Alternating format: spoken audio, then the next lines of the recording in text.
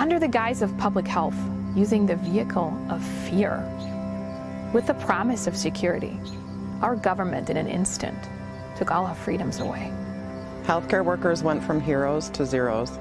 I was a VA employee for 20 years, forced out due to the mandates. We went from 2 weeks to flatten the curve to 3 shots to feed your family. But the real pandemic was the division created between friends and family. It does not take a majority to prevail. It takes an irate and tireless minority, keen on setting brushfires of freedom in the minds of men. We're here to fight every single morsel of this nonsense, and I'm just getting started, and so are you. America is made up of small communities just like ours. We need to unite in our battle for freedom. People are starting to realize that the pharmaceutical industry has undue influence over the federal government. That's why we need to stand up and fight at the local level. Freedom of speech and thought is being massacred. We have a society that is raising wimps. The sheep will be sheep. We're not going to waste our time with them. I know a lot of people that express that they've lost family members, friends, business colleagues over basically a difference of opinion. Ours is not to know how this ends.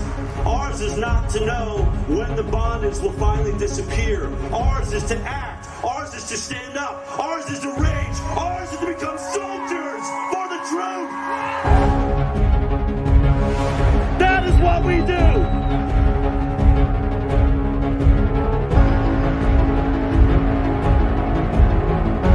Here's the biggest secret that they don't want you to know.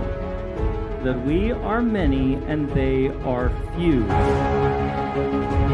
They want us to continue to be divided, whether it's about race, whether it's about vaccines, whether it's about politics. They want to push us apart, so we need to come together. This is truly biblical. Good versus evil. The creator of the universe has given us our freedom and inalienable rights that only come from him.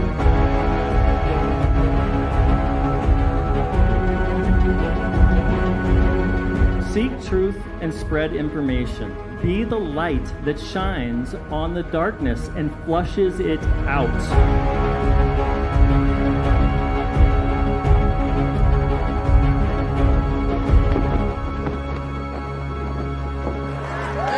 And you already know how the story ends. God wins.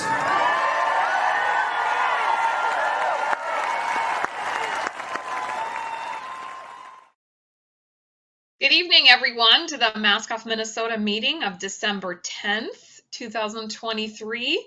Welcome, everybody. This is Mask Off Minnesota. This is a Zoom meeting, and we're holding it today for Medical Justice Minnesota and the victims of the medical protocol. Who are we? maskoffminnesota.org. We are a citizen group that was founded with 6 ladies in an office and a founder who wanted to fight against the masks and all of the COVID nonsense. We never thought we would be here in 2023, but here we are, and I want to welcome everyone to this Zoom call today. And especially a great big welcome to Ken McCarthy, who's attending today, who's the author of the book, What the Nurses Saw. Everyone who's attending live today is getting a free digital copy of the book, What the Nurses Saw. Go to maskoffminnesota.org/Ken's book to get your free digital copy. And Ken would love it if you would go on Amazon and give him a 5-star review. They're already trolling his book because we all know Amazon does not like the truth. And that's what this book is all about. Now, if you are part of our group, welcome back. If you're a new member or this is your first meeting, please stay connected with our group. And the best way to stay connected is to sign up for our email newsletter. We do get trolled on social media. We get shadow banned. We get canceled. So if you want to stay connected, we send out a newsletter to let you know when our next meetings are. We also send you a link to all of our past videos and meetings. Please sign up on our website for our newsletter via email. Now it's time for a poll. Yes, we would like to know who today has had some experiences with the medical protocols meaning some negative experience regarding the COVID medical protocols. So if you've had some negative experience, say yes. If you haven't, vote no. Wow, okay. All right, so we have about half of us that have voted so far. So folks, just on your screen really quick, just click on the option there. We're just curious. Obviously, all of our panelists will say yes to this, but we're just curious for all the folks attending online, have you experienced, or someone you know, been a victim of the COVID CDC hospital protocols? We're going to end this poll in about 5 seconds. 5, 4, 3, 2, 1, and we're going to end and share the results. And we have, so remember, these are the general attendees. These are not our panelists. The general attendees say yes, 68% of them know someone that's been a victim of, in some form or another, of the COVID CDC hospital protocols. And then we actually have one more poll, and that is this one. Yeah, who of you has attended a Mask Off Minnesota event in the past? So either it's your first time, you've attended some virtually or in person. Let's see if we have any newbies tonight. All right, we're going to end it in 3, 2, 1. Let's take a look here, Nicole. All right, wow. So wow, yeah, that's pretty interesting. Look at that, 36% brand new. Welcome. Yes, welcome. Yes, you'll enjoy this meeting, though it is on kind of a very sad topic, but it is a necessarily sad topic. And so let's talk right away about why we're here today. And we're here today in introducing Medical Justice Minnesota, another grassroots organization just like Mask Off Minnesota, founded by family members of victims that have fallen to the medical protocol regarding COVID in our hospital system. So that is why we're here today. And before we dive right in, I would like to say a very important fact. So in the United States, medical error is considered the third cause of death. So the third highest cause of death is because of medical error. That was pre-COVID. I did look up the statistics. There aren't really any good statistics after 2022. I wonder why. But I'm assuming right now with the medical errors that we're seeing with these protocols that are causing absolute carnage, that statistic would be much higher. Before we get into the Medical Justice Minnesota group and the panel, we would also like to give a shout out to Liz Collin, who seems to be the only journalist interested in interviewing these family members and talking about these deadly COVID protocols. Now, COVID protocols. Nicole Riggs, who also lost a family member and is part of this grassroots group, could you talk to us a little bit about how this group got started? Sure, yes. So I lost my dad to the hospital protocols in September of 2021. And I knew something happened. I got the records. I just read and reread the records. I was given an interview by the former feds. And then as soon as I did that interview, I started researching other people from Minnesota that did an interview with them, and I started just collecting names. I got in touch with Jenna.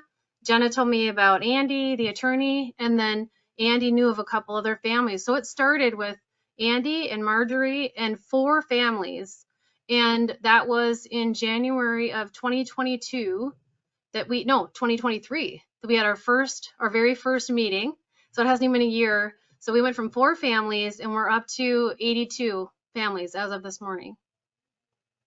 And you said the 82 families are just in Minnesota, right, Nicole? Yes. Okay. Now, Andy, since we're going to talk about these hospital protocols, I think it's important to talk about what are the hospital protocols we're talking about? What are the protocols that they are using if you have a COVID diagnosis? Sure, yes. And Nicole, thank you so much. David, thank you, and the Mask Off community. Thank you so much for having us. So generous for you to give us your time and your attention. So the COVID protocols, what I would really say, 3 words, they're financially driven treatment. That's really what it is.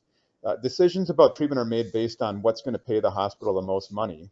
And that's really a new thing. It's historic. It's a break from how best practice medicine used to be carried out. So there's a document that I'd love you guys to have, and rather than spending 20 minutes explaining it, I'm going to hopefully we'll be able to get it to Nicole or David for circulation later. But there's a researcher named AJ DePriest out of the Tennessee Liberty Network. She and her colleagues have written a series of papers called Follow the Money, and one of them is called Blood Money in U.S. Healthcare, Financial Incentives, the Use of COVID Countermeasures.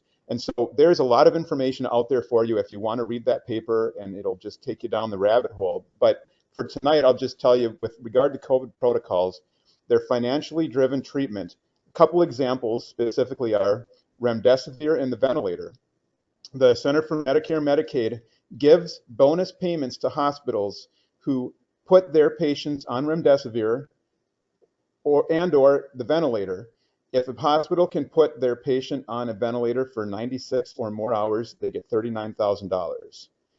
Remdesivir has a good bonus, and many other treatments that are part of the protocol have bonus payments, but only if the hospital can show that they strictly adhere to the protocols rather than other frontline treatments like we've heard about that are other accepted treatments but just weren't the favored treatments from the government. So. But there's something, so when you talk about the protocol that are financially driven treatments, there was a lot of harm done by administering, let's say, remdesivir to somebody who had pre-existing kidney problems. They should have never been given remdesivir. But there's a bigger problem, in my opinion, and that is the fact that because the hospitals were incentivized to look at everybody and hope they would become a COVID patient and treat them as a COVID patient, they had COVID blinders, and everything they did for the patient was with their COVID blinders on, and they missed so many diagnoses they would have normally made, and treatments that they historically were able to routinely provide got missed, and a lot of death was caused not just from the protocol treatments, but the fact that the financial incentives gave the hospitals COVID blinders, and all they saw was COVID, and they missed so much more. So, you know, it's almost a nebulous thing to really define a COVID protocol, but you can always follow the money. And when there was money attached to a treatment, that was part of the COVID protocol, and that information is out there. Well, and here at Mascoff, Minnesota, we were sad to find out that one of our early members, Connie Schifford, actually fell victim to the COVID protocol. And her daughter, Sarah Johnson, is with us today. And Sarah, could you talk to us a little bit how your mom fell victim? I mean, she was very educated, aware of this pandemic, or however you want to call it, but yet she fell victim to this protocol. Could you tell us how that happened to her? Sure. I am still digging in. First of all, thank you for having me. And I know my mom was very, yeah, that's her. She was very active and wanted to spread the word about just everything that she knew was going on. And at the time, you know, as a family, we weren't necessarily understanding as much as she was. So she was ahead of the curve, definitely, for our family at that time. But she went into the hospital. She was in the hospital for 25 days. I called 911 for her on December 2nd of 2021. And I'm not sure how to answer the question exactly, because I'm just starting to learn and research and figure things out. I don't even have her records yet, but I was not allowed to go and see her until the 23rd of December because they wouldn't allow people there. So I guess that would be one thing, that they were, you know, not allowing anyone to be there with her. I was talking to the staff every single day. My husband was also in the hospital for 10 days during that time, and I was very sick. So trying to manage all of that was a little bit chaotic, but it was, you know, a change of staff every couple days, and every doctor that came in had a different idea of what was going to help her. And one would do one thing and she'd either improve or decline, and the next one would come in and do the opposite, and the opposite would happen until finally on the 26th, she passed away. If you have specific questions, I'm happy to answer. I'm not sure if that's what you were looking for. No, thank you. That is what I'm looking for. And you said it was 2021. And what I kind of noticed in my review of some of these cases is that a lot of these people were not allowed to have a family member with them to advocate for them. So at the moment of their worst, when they are sick, when they are in need of help. There's no one here to advocate for them. And Kelly, you lost your life partner of 39 years, Ray. And it was just shocking to me how you were just excluded. Could you talk a little bit about, he went into the hospital, he was feeling a little bit better, and then he was put on that BiPAP machine, which was a breathing machine. Can you talk me through a little bit about how he was doing better, and then all of a sudden, these interventions really had him take a turn for the worse? Could you share a little bit about that? Yeah, I'm not really sure how this happened. I believe it was a baricitinib drug that they gave him, that they administered to him. The hospitalist in his records talked him into taking baricitinib. I had no idea. They didn't contact me with this. And he called me. We spoke many times on Monday, the 29th, when I brought him in, of November of 29th of 2021. And he was doing well at night. He was breathing well, he said. He was on oxygen. And then on Tuesday morning, he called me and he said, "Hon, I'm feeling 50% better. But my temperature is still up, and so I'm not sure. They're going to give me some more antibiotics." And he called me an hour and a half later, and he said, "I can't breathe. I don't know what they're doing. They put this BiPAP mask on me. I don't know what to do." He was crying, and that's the last time I talked to him. I don't know. And then I called right away, and I said, "What's happening? What is going on?" "Well, he's getting worse, and we needed to put a BiPAP mask on him, and he's fighting it. He has anxiety. We have to give him anxiety medication. And I said, he's the calmest person that ever in this world. Well, he isn't now, and I don't know. I'm not really sure why they put him. I think that his breathing got worse because of the baricitinib drug, which the side effects are difficulty breathing, trouble breathing. I'm not sure why all of a sudden he tanked when he was doing better. And even when I left him at the emergency and they told me I had to leave, they said 40% of people, ma'am, don't make it out of here. And I said, well, he's going to be a 40%. And she said at that time, he's doing really well. He's taking the oxygen really well. He is sick. He's really sick, but he's taking the oxygen really well. So I'm not sure what tanked him. I believe it was the baricitinib drug and the anxiety medication that, I don't know. And I understand that he agreed to be put on the vent, but he agreed under the terms that they said to him, "Hey, do you want to die or do you want to be vented?" And so he opted for the vented because that's what the medical personnel presented him with, is that kind of question of finality, right? Death or vent was what it was? Correct. Yes. Correct. His doctor called me on Wednesday morning and said we had to put him on the vent. And I screamed and I said, "No, why?" And he said, he couldn't breathe, Kelly. And I asked him, "Ray, do you want to die or do you want a ventilator?" And he said, Ray's answer was, "I don't want to die. Give me a ventilator." That's how it was presented to me. Right. And I don't know if Jenna is here in the group with us, Jenna Johnson, but she has a story about her family member, her dad, being vented without her authorization, even though she had a power of attorney. Is Jenna with us? Yes, I'm here. Thank you. My name is Jenna Hadley Johnson. I have two last names. And yes, that is correct. Now, it's unbelievable if you would tell a person, walking down the street that you have a family member who has a power of attorney over another family member. So you get to make all of the decisions regarding healthcare. And you were in contact with the hospital and the staff, yet it seemed all of your instructions were disregarded. Things were done that you did not agree with or specifically said not to do. Explain to me how you feel about that.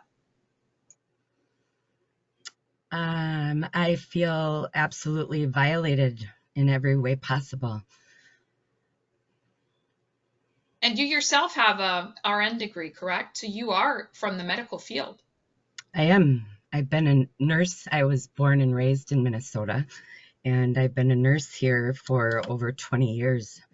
And everything that I've ever trained for didn't occur. And I want answers. I want to know why. I've always been that way. I was the little girl that always asked her dad why. And he's not here to answer it for me anymore. And I just want it to make sense. I need it to make sense. I'm a victim But I'm also looking at it from a professional perspective, and it doesn't make sense. I thought I could control it. I got really sick with COVID September of 2021. My daughter brought it home from school, and of course, the nurse I am and the mom I am, I slept right in her room with her, right next to her, because I wanted to monitor her all night. It was more like a cold for her. For me, it was not. I was very sick, and I almost died.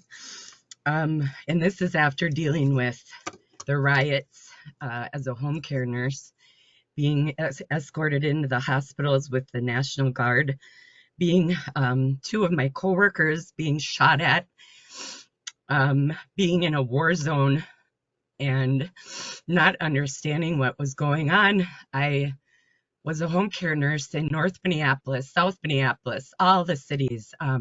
Never was scared in my life, and I've been in the worst of the worst neighborhoods, and I was there to take care of them, and they knew that. And these people were not the same people. And I was rushed by the federal courthouse with a mob of over 100 people in my car.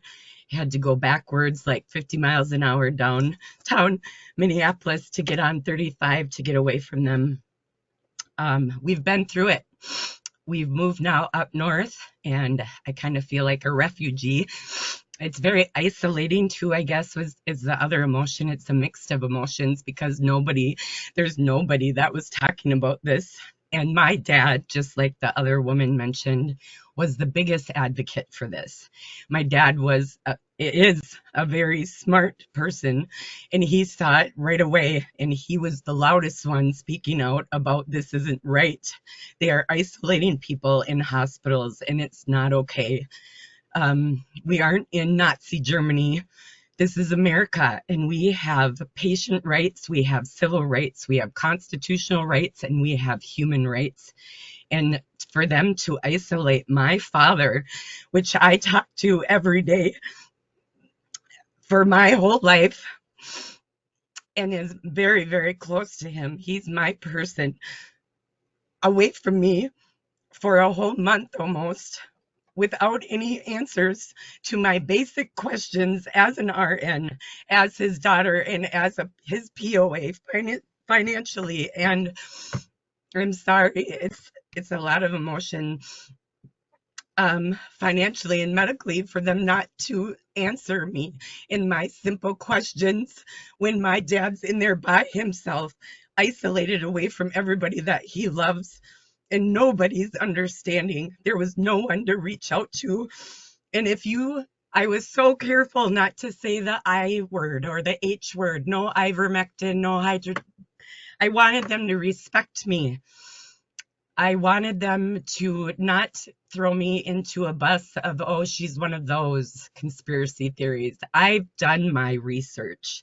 My master's program is in holistic health, in integrative medicine with a concentration in herbology. I have studied in Ecuador. I've studied in Peru. I've studied with every culture out there. In Haiti, Dominican, I went around the world because I love humanity and I love people. And I cannot believe the treatment that my parents received. So I was at home sick, and I made my husband promise me he would not take me to the hospital. And I didn't get really sick until about day 10, respiratory wise. I was very sick otherwise. And my husband refused to isolate me as people were wanting them to do in my room by myself. He was kissing my face and carrying me to the bathtub and taking care of me, and never gave up on me. And I had home oxygen, and I was sick, and it kicked my butt, and I knew it would, our family, because I've done my medical research on our genetics, and we have autoimmune, and there's things that we're sensitive to. Foods. We don't drink alcohol usually because we can't handle it. We are different, and healthcare is supposed to be individualized for the most part. Yes, there's protocols. Is there one protocol for everybody? No. You're supposed to individualize it, and I had no control over anything. Anyway, I got better, thank God, And that is who made me better, because he wanted me to be here to tell my story. And then my parents got sick. My mom got sick. I went down to take care of her, and my dad was okay. She kept getting sicker. They had everything they needed, but they didn't want to use it because it was so hard to get back then. So I started tossing everything down their throat once I got down there, and it was already day 7. My mom had to go in first, and we did not want to send her, but I said, I promise I will control it. I know the system. I should be able to do it. And I sent her to a local hospital, and I said to the paramedic, do not let them give her anything or do anything without my consent. She has no idea what's even going on right now. She was like delirious. And they listened to me for the most part. She got screamed at. She doesn't have a lot of memory. She has ICU delirium. She had to relearn how to walk. The memories she does have are people laughing at her as they're shoving food down her mouth and she can't swallow it fast enough. They wouldn't take her to the bathroom. They wouldn't ever come with the call light, and the sounds that came out of my mother's voice, I don't ever want to hear again. When she was able to learn how to use her phone, I had to call the nursing desk and be like, she has to go to the bathroom. And this is the other thing. Nobody understood each other. Like, English wasn't the first language with most of them, which I love them. I am not being racist, but communication is key. And nobody understood each other. And I finally got a hold of someone. I'm like, my mom has to go to the bathroom. And they're like, there's a commode right by her bed. I'm like, she can't walk. She spent months relearning how to walk. They had to straight cath her and then give her narcotics because she was rating her pain 15 out of 10. And then, yeah, anyway, I told them it was his turn to go. He was fine until he wasn't. I said, Dad, I can't treat blood clots at home. And he was like, Jenna, just leave me alone. I'm going to go to sleep. I'm like, whatever. At this point, I'm like exhausted. And I left his room and I stood outside and I could hear him. And he was like, fish out of water breathing. I knew it had changed. And I knew I was either going to watch him die there or I had to make a call. And I heard him go, Jenna. And I came in his room and I sat by him on his bed and he grabbed my hand and I laid down on his chest. And he goes, Jenna, I trust you. I trust you. And that's one of the last things he ever said to me. I had called 911 and he left and he went right to the hospital my mom had been transferred to. And I said the same thing. Do not let them do anything. And they did. The first call I got, he was texting me, I'm on a date night with my sweetie. We'll be out of here. We're good to go. His lungs were clear from the x-rays now that I've found, except for blood clots and a little bit of pneumonia. By the time I got to see him, it was white lung, solid from head to toe. First call I got was from some nurse that I couldn't understand, saying he got Dilaudid, and it took me 20 minutes to understand what she was talking about. I said, why are you giving him Dilaudid? That's like, I had my appendix out and it took 10 days from a same-day surgery to go home because my respirations went down in the 30s. He can't breathe. He's not in pain. And I get air hunger, but now that I'm seeing fentanyl, Dilaudid, Versed, Ativan, he was sedated, and that makes sense now. These questions I have that aren't answered, you wouldn't have been able to bring a ventilator by my dad without him punching someone out. So they sedated him. And then the next call I got after I talked to her, I said, do not vent my dad. They called me at like 4 a.m. They had vented my dad. I screamed at the top of my lungs, take it off, take it off, take it off. You did not have permission. We're just going to let your dad's lungs rest. We'll wake him up every day. Never woke him up. So I guess I'm sorry for taking so much time, but what I want is a conversation. I was mocked and laughed at by his doctor, one of them, the very last one, saying, oh, all I did is ask for a normal family care conference. We do them all the time. It's basic healthcare 101. Let's all get on the same page and work together and make a plan. He's one of 11 siblings. They wanted answers. I was going to be the spokesperson, or one of my aunts who's also a nurse. She's a hospice nurse. Nope. he said to me, the doctor said, I will give you 60 minutes and not 1 minute more.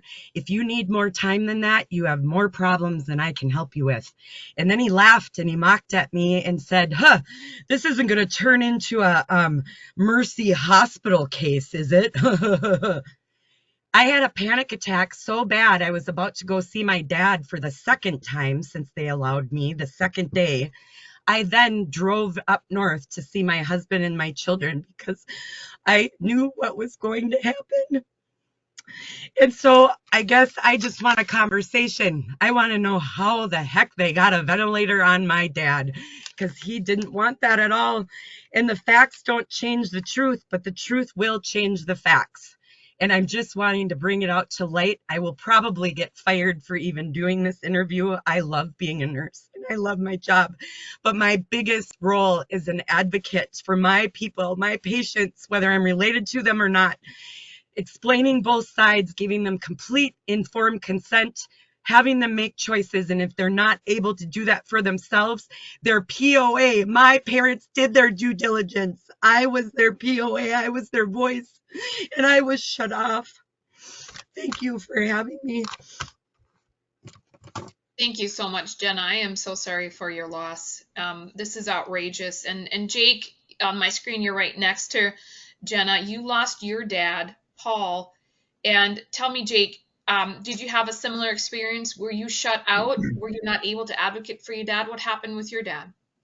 Yeah, it's hard to even begin where to start. Bottom line is, he went in April 17th of 2021 and was, we were very opposed to wanting to go in the hospital. We thought we were on the, the cutting edge of being informed, but I was away, and my sisters, my wife and I, we were up in Duluth, and he went into Mercy Hospital in Coon Rapids, and my mom was with him. He was in rough shape, and he was healthy. He was only 56 years old, but he went in on April 17th, and then they started him on remdesivir, and he immediately got worse. I mean, he was. I called him on the phone before they started that, or while he was on it. He was on a machine, like a CPAP machine or breathing machine, and he's like, they started me on remdesivir, and I'm going, what, remdesivir? And immediately I'm thinking,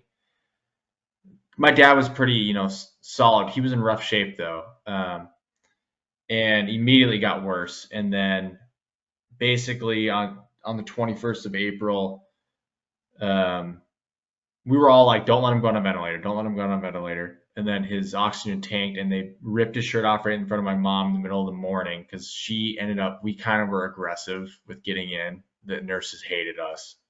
And because my mom was really sick, but she was somehow able to kind of make her way in the room. They did not like us. Let's just say that. And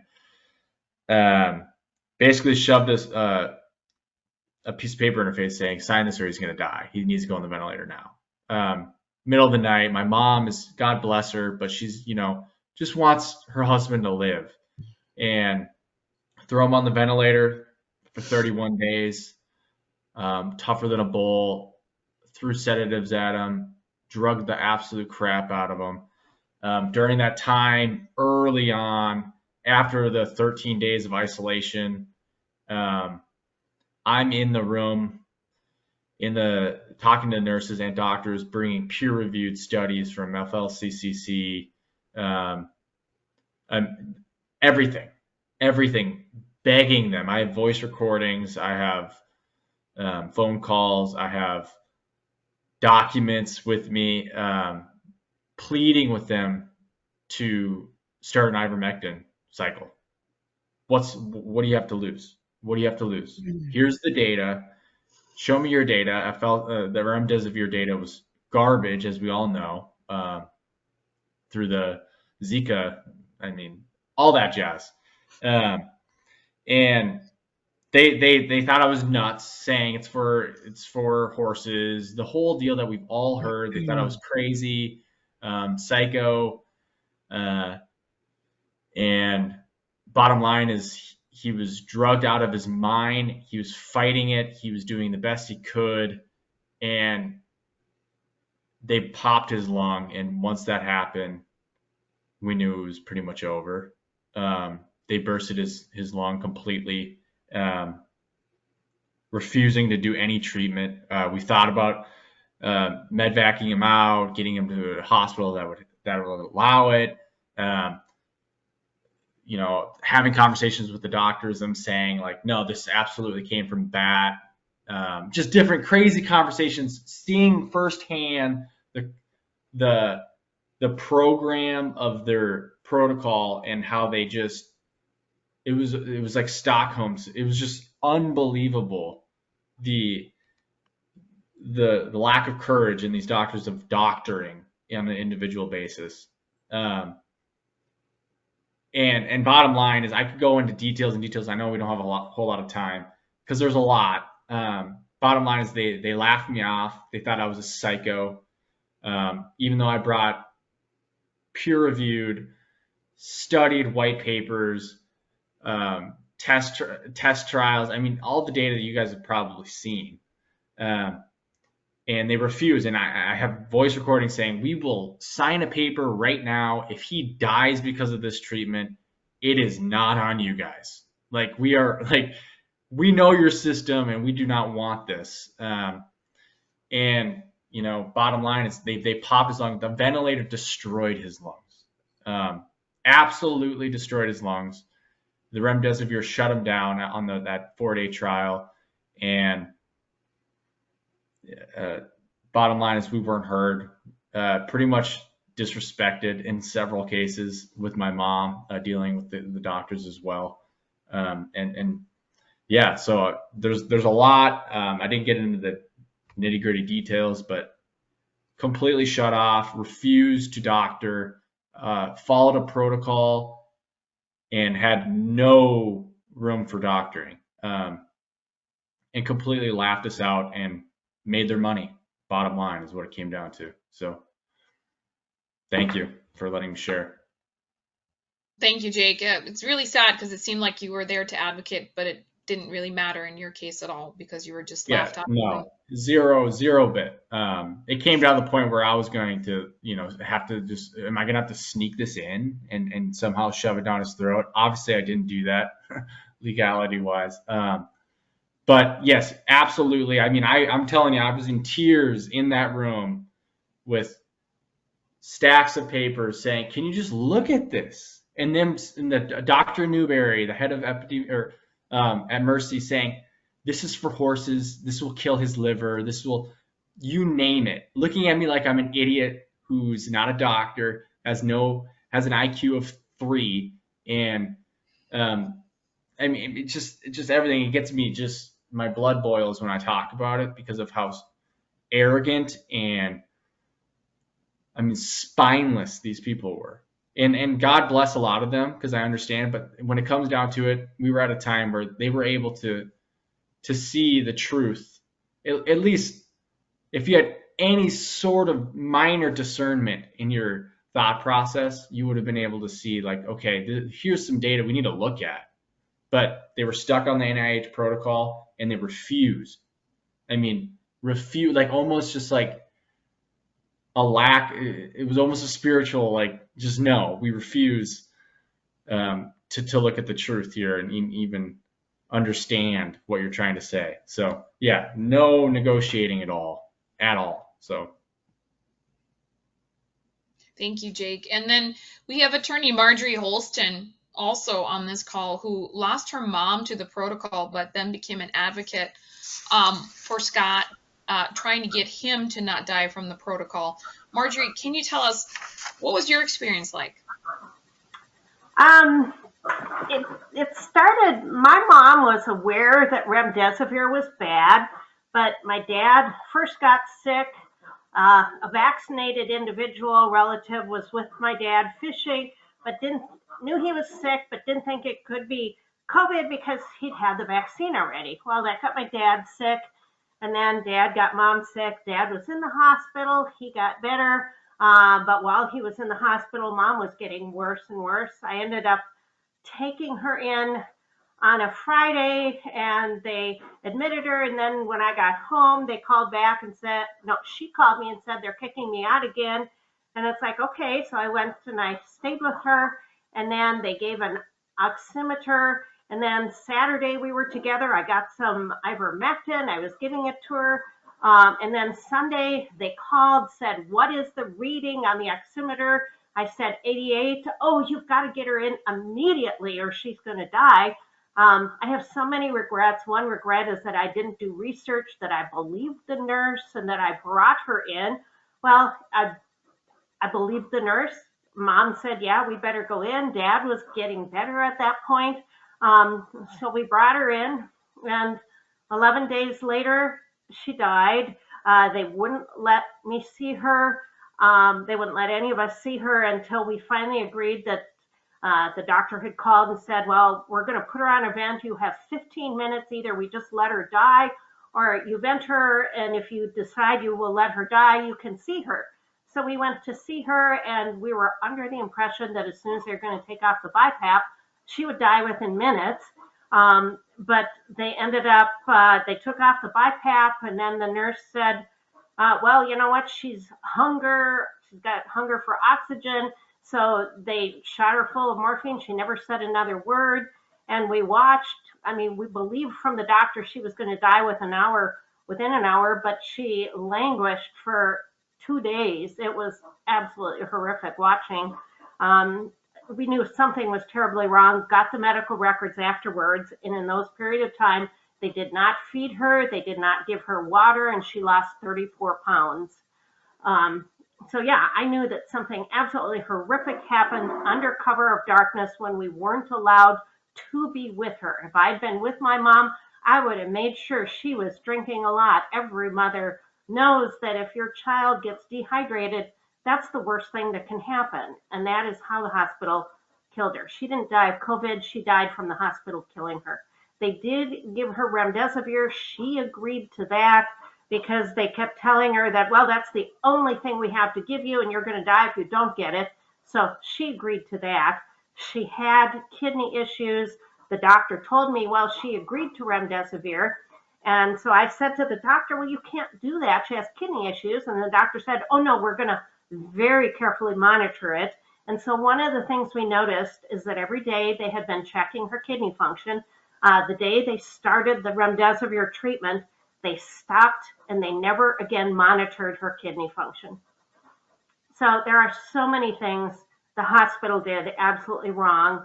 And it's my intention to fully pursue that. And I'm only further wanting to do that when I hear so many of these similar heartbreaking stories, how the doctors and nurses could treat people this way, even following the instructions of the hospital that was getting a lot of money. It is absolutely mind-blowing. And I'm so thankful people are listening and not saying, oh, you're lying, because we're not. There are not that many of us who would come up with something this horrific. Thank you, Marjorie. I don't know. I'm not a doctor, but I don't think starving someone and not giving them water ever is a good strategy to keep someone healthy. I am very hopeful that if we end up with a jury trial, jurors will agree that that's not good medical care. And then we also have Lenny Swenson, right? Is Lenny Swenson here? Is there anything that you've heard so far that reminds you of the experience that happened to your husband, Paul? Very much so. I have my daughter, Sarah Sue, here with me. I got sick on the same day as Paul. And on the fourth night, my fever broke, but Paul's continued to get worse. And we had gotten some advice that if, or our youngest daughter was here with us, and she got us on an oximeters, and the advice was that if his oxygen went down below 92, that we should get him to the hospital. Because I was sick also, I called Sarah, and she met me at the hospital in Faribault where he was, where she took him in, because I knew they weren't going to let me in the door. unless I masked up, and masking for me, I'm hearing impaired and read lips, and trying to communicate with people during that time was very challenging, and it was very difficult for me. So Sarah met us, and she remembers more than I do. So Sarah, I think, will share more of the story. But okay, thanks. Isolation was, we hear that from everybody. That would be the main thing for us also. David, if you're listening, I know Jake's dad was named Paul, and you're showing his picture right now, and I think Mom did send a picture of my dad, also Paul. And yes, our story mirrors, so I mean, a lot of the details, the horrific details, are similar. In fact, we've learned from groups that we've been in that there are 25 things that most of us can say happened to our loved one, or we have survivors in the groups too. So yeah, I did take my dad in. I was very surprised because he also thought like everyone here, and believed very, very deeply that there was a lot of wrong going on. I was very surprised to hear that he was so uncomfortable that he wanted to pick a hospital. He did not pick our hometown hospital. He did not pick the Mayo Clinic, where I worked for 21 years before I was fired for them not approving a religious exemption at the same time that all of this was going on. And I told the nurse after they took him back from me, so not in front of him, but I told the last nurse that I talked to, I'm afraid you're going to kill him. And from there, the treatment was horrible. And they would say things to calm us and then not follow through. They would tell us that they were going to call us with an update, and we would have to fight to even get anybody on the phone. We were gaslit, we were tricked, and then our loved ones were murdered. And everyone's been traumatized. Everyone's been victimized, and I can't believe that it still continues today. I prayed before this meeting for God to give me the words that would be most important to share with this group tonight. And I think everyone is sharing enough for anybody who didn't know before to know now that there's not one, there's not 10, there's not even just 100.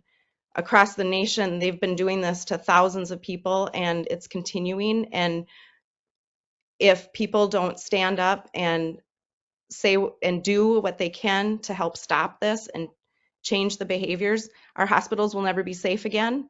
And we're on our own. We're on our own to be healthy and to stay away from the incentivized system where all they care about is money and they care nothing about life.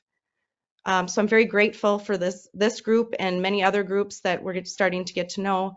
I'm grateful for all of the new people that we are meeting, finding each other so we can support each other and be there, because we all understand what it's like to be isolated, what it's like to be laughed at, what it's like to be gaslit over life and death, the whole reason that we're here.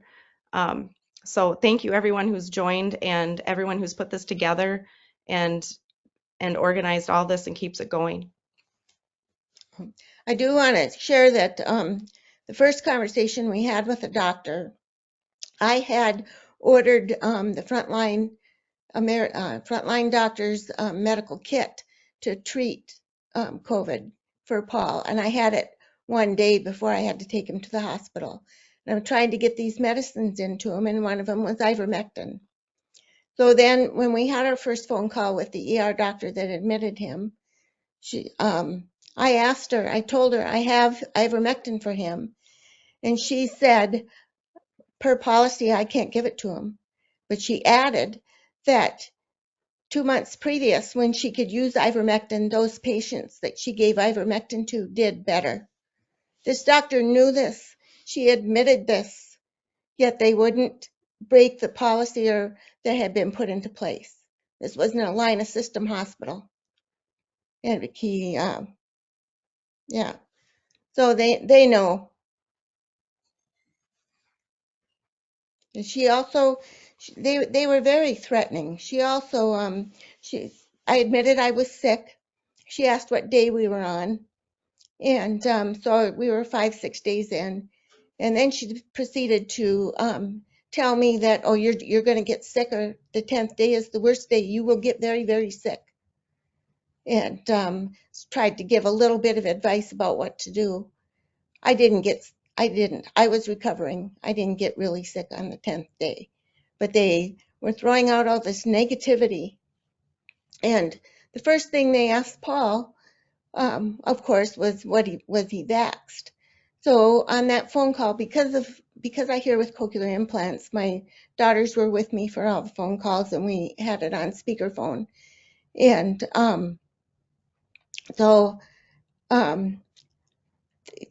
the doctor said something really negative about because Paul wasn't vaxxed, about his treatment and stuff. And I remember Sarah said to her, "What good does that do? Why are you telling him that? What good is that?" So they were harsh and negative, and they weren't trying to lift people up and help us get better. They were just all about this horrible protocol and making you feel bad because you didn't get the jab. Yeah, having worked in the hospitals as long as I did, by the few times that we were allowed to see him, once after he was ventilated before he was airlifted from one hospital to Abbott Northwestern, and then when they called us because he was going to die, I did not recognize the units as hospital units like I used to work on, where people were allowed visitors and clergy and support and positivity.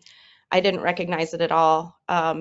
They wanted us to put on all these rebreathing hoods like it was so dangerous, and it was really comical because they were all wearing masks and they had us put on these hoods, and the whole side was open.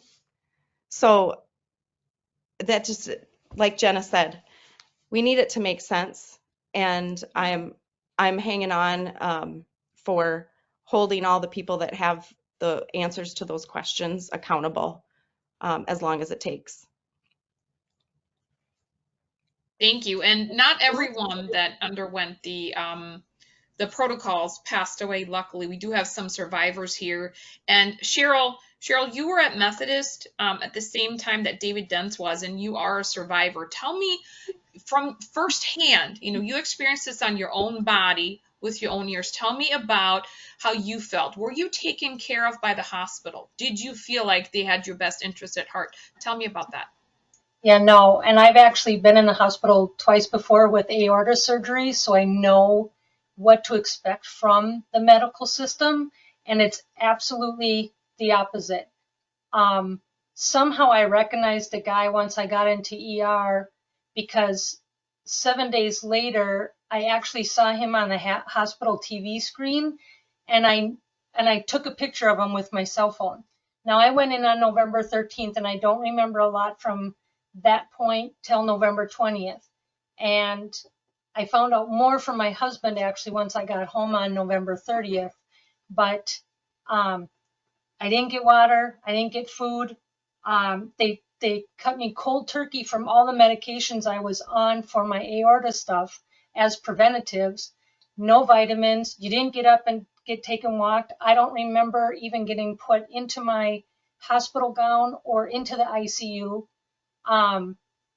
They tried to put what I call the orangutan mask. It must be that BiPAP, and I punched the guy away. I knew I didn't want that because it feels like it's like you're sticking your head out of a car going 100 miles per hour. You literally cannot breathe.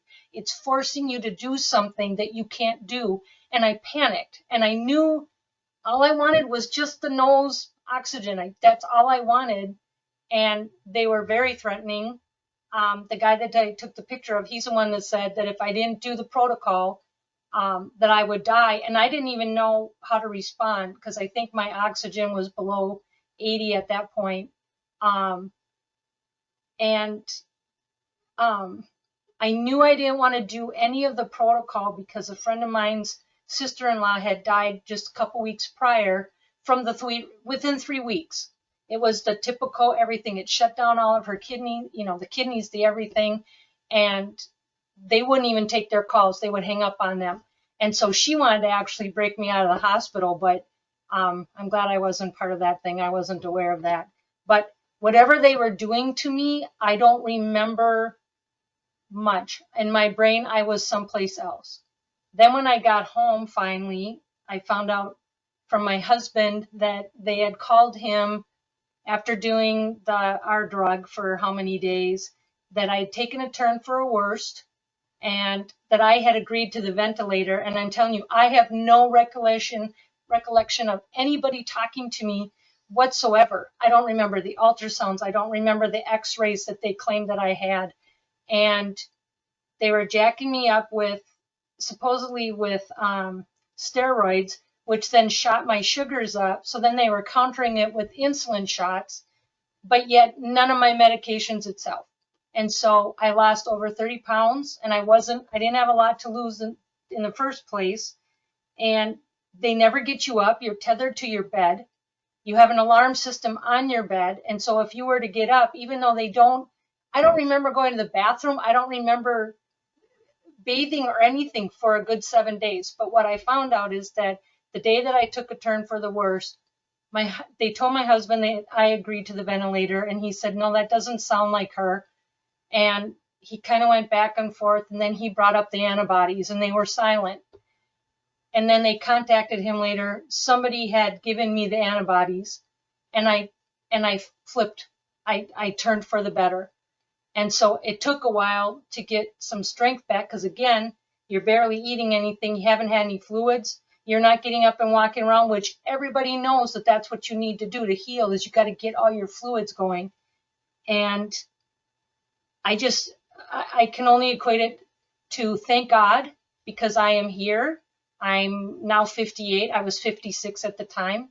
And there was no reason for me to have been treated the way I was. I didn't even have a cough, but I believe it was in the blood. Something was taking my oxygen away from me.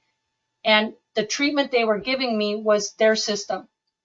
And so thank God I came home November 30th, and I had to bring oxygen home with me. But there's just really not a lot of help at all. I ended up with a UTI because with the aorta stuff, I have like a stent into my one of my kidneys, and I just don't think they care. They don't. The nurses, I can't complain about the nurses, because they do what they can, I guess, for what I know. And then the thing that got me was, if there wasn't a financial incentive, because I was sent to a hospital that was not in our network. And so my husband had to deal with the fact that we could lose everything financially wise, because I was out of network, even though I asked to go to an in-network. He was not allowed at the hospital. My kids weren't allowed at the hospital. Nobody was. And so as we started to get bills, and I got bills for the x-rays and the ultrasounds, and then I would get the ambulance bill, and then there was nothing. And so I called my insurance company, and they said, oh, that's all paid. I don't know who paid the hospital, but all of that was paid. And so either by God, which thankful to God, but I think they got a lump sum, and it's no, they don't treat you the way they should, the way that I know that they should. And it's horrible. The isolation is horrible. All these people that were told that their family members agreed unless they were with them, that's a lie. I will tell you, unless they are with them, that's a lie. So, sorry, I get passionate about it because the fact that I am here, and I'm so angry that they've done this to people and they've lied to people. And I believe that this is why I survived, is because God wants me to do something with it. I did survive, and all of these people deserve answers for what happened to their family members, because it's not right. It's not right. So thank you. Yeah, you're absolutely right. And I'm of the opinion that no one should ever be in the hospital alone without an advocate. No one, even if you just broke your little pinky finger, because you need to have someone there that listens, that advocates for you, asks the question, and listens to what the doctor is saying. That should never be permitted, no matter under what circumstance. Now, going to yet another survivor, David Dents, you survived, but you lost your dad, Richard, to the protocols at Mercy. Now, David, tell me about your experience. Maybe you remember, maybe you don't. What was your experience? Did you feel like you were taken care of by the hospital? Did you feel like they had your best interest at heart? No, they weren't out for my best interest. They were out for an interest where money was involved. So my story starts in November of 2021 on the 15th when I was diagnosed with COVID. I was admitted to the hospital via an ambulance on the 21st of November in 2021. I went to the Maple Grove ER. They triaged me because I was having problems breathing. They moved me to Methodist that very same day, or evening, because I went to the ER in the afternoon, late in the afternoon. So then, while I was at Methodist, the very first day I was there, within hours, they gave me remdesivir. They didn't tell me I was getting it. They didn't ask me if I wanted it, because I was adamant with them that I did not want it because I knew what the side effects were. Now understand, I didn't have any issues with my kidneys. I didn't have any neuropathy issues. None of that before I got COVID. So anyways, they gave me at least one dose that I know of, according to my records. It's hard to decipher because there's not a lot of detail as to the amounts of drugs they gave me, just the fact that I was getting that drug. So then I was intubated and put on a ventilator December 1st after having a conversation with a doctor who was standing next to my bed while I have a mask on and was struggling to breathe.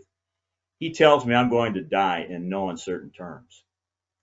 And he says the only thing they could do was to give me remdesivir. Well, they'd already given it to me. They weren't going to give it to me again. And I asked him at that time, I said, why can't you give me ivermectin or hydroxychloroquine? He refused, saying it wasn't in their protocol. And I said, well, if you can't do anything for me, and you said there's nothing else you can do, why can't you do that? That's not a choice at this point. Didn't matter. They didn't care. So anyways, he had that same conversation with my wife within a day or two of that. Same answer. She asked the same thing. Why can't I be given ivermectin or hydroxychloroquine? They said it's not in their protocol. So my last memory is December 1st. Basically, I was put into a coma for 2.5 months. I started dialysis on December 8th and had no previous kidney issues. So I was isolated from the 21st when I went in until December 6th. I was not allowed to see anybody. So on the 18th of December, they put me on a trach ventilator, and I was still out by that time. So through the process of them trying different things, I've got multiple pages of drugs they gave me while I was in there. There's a lot of the same ones that, Ativan, and take your pick on there, whatever cocktail they decided to stick in you for the day. In late December, and I mean very late December or early January, the doctors started to approach my wife, who's sitting next to me, and my daughter, who's just off camera. They wanted to pull the plug on me. 3 times they approached him over a couple-week period, saying he's not going to survive, he's never going to be on his own, he's never going to survive without oxygen, and he's never going to be without full-time care. That's actually a picture of me up there, by the way. They refused. They absolutely refused. They said, we're not going to do that. He's a fighter. We have some faith. And it's obvious they weren't doing anything for me. I went from 219 pounds when I went in the hospital to 149 pounds by the time I got out in June of 2022. I looked like a Holocaust victim. And I don't say that lightly. So after the third meeting that they had with my wife and my daughter and my son and some other family members about pulling the plug on me, they decided to take matters in their own hands and sneak ivermectin into me. And I thank God that they did, because if they didn't, I probably wouldn't be in here to tell you this. Within 2 days after they started giving me ivermectin, I started to get better. Now, mind you, this is after the hospital has changed nothing with my care. They went to Fleet Farm, got the horse paste version. You can say what you want about it. You know, they put it in my mouth for a couple days, and lo and behold, within 2 days, I started getting better. You can think what you want. I think that's one of the reasons why I got out of there alive. So January 25th, they finally got me well enough to where I moved to Regency Hospital. And upon my admission to Regency, the first thing they told my wife was that I was extremely over-medicated and they had to start weaning me off the drugs. I went through withdrawals for weeks. I was still in a coma. My eyes were open, but I had no clue what was going on. My first recollection, my first memory after December 1st is waking up at Regency getting dialysis. I stayed there for a couple months until March, to where I went to Aurora in France and started long-term rehab. Now, mind you, I had lost control of my arms, my hands, and my legs.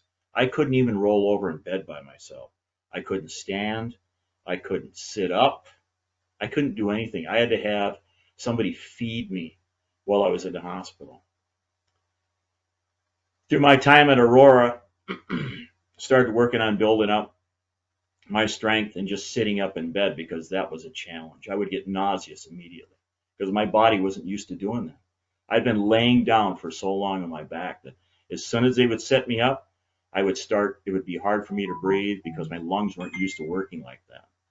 And I was on oxygen full time. I was probably getting 4 to 5 liters of oxygen. But through a lot of hard work, I was finally able to start sitting up more, sitting on the edge of the bed, start doing sit to stands. The first time they stood me up was in a mechanical lift where they actually stood me up out of bed. That was the very first time I was on my feet. I couldn't support myself, but I was on my feet. It's been a long journey. They absolutely caused everything that I'm going through to this day. I'm happy I'm alive. My family made the right choice. I have permanent kidney damage. I have permanently scarred lungs, but I don't need oxygen. I do get short of breath quickly whenever I do anything. And I have neuropathy in both legs below my knees. I have very little feeling in my feet and my lower legs. I can walk, but it's not without a struggle. It's been a journey. I mean, it's hard to listen and hear what some of the people before me on this forum have said tonight. I mean, I knew this was going on before I went in the hospital. And my family was probably a little more proactive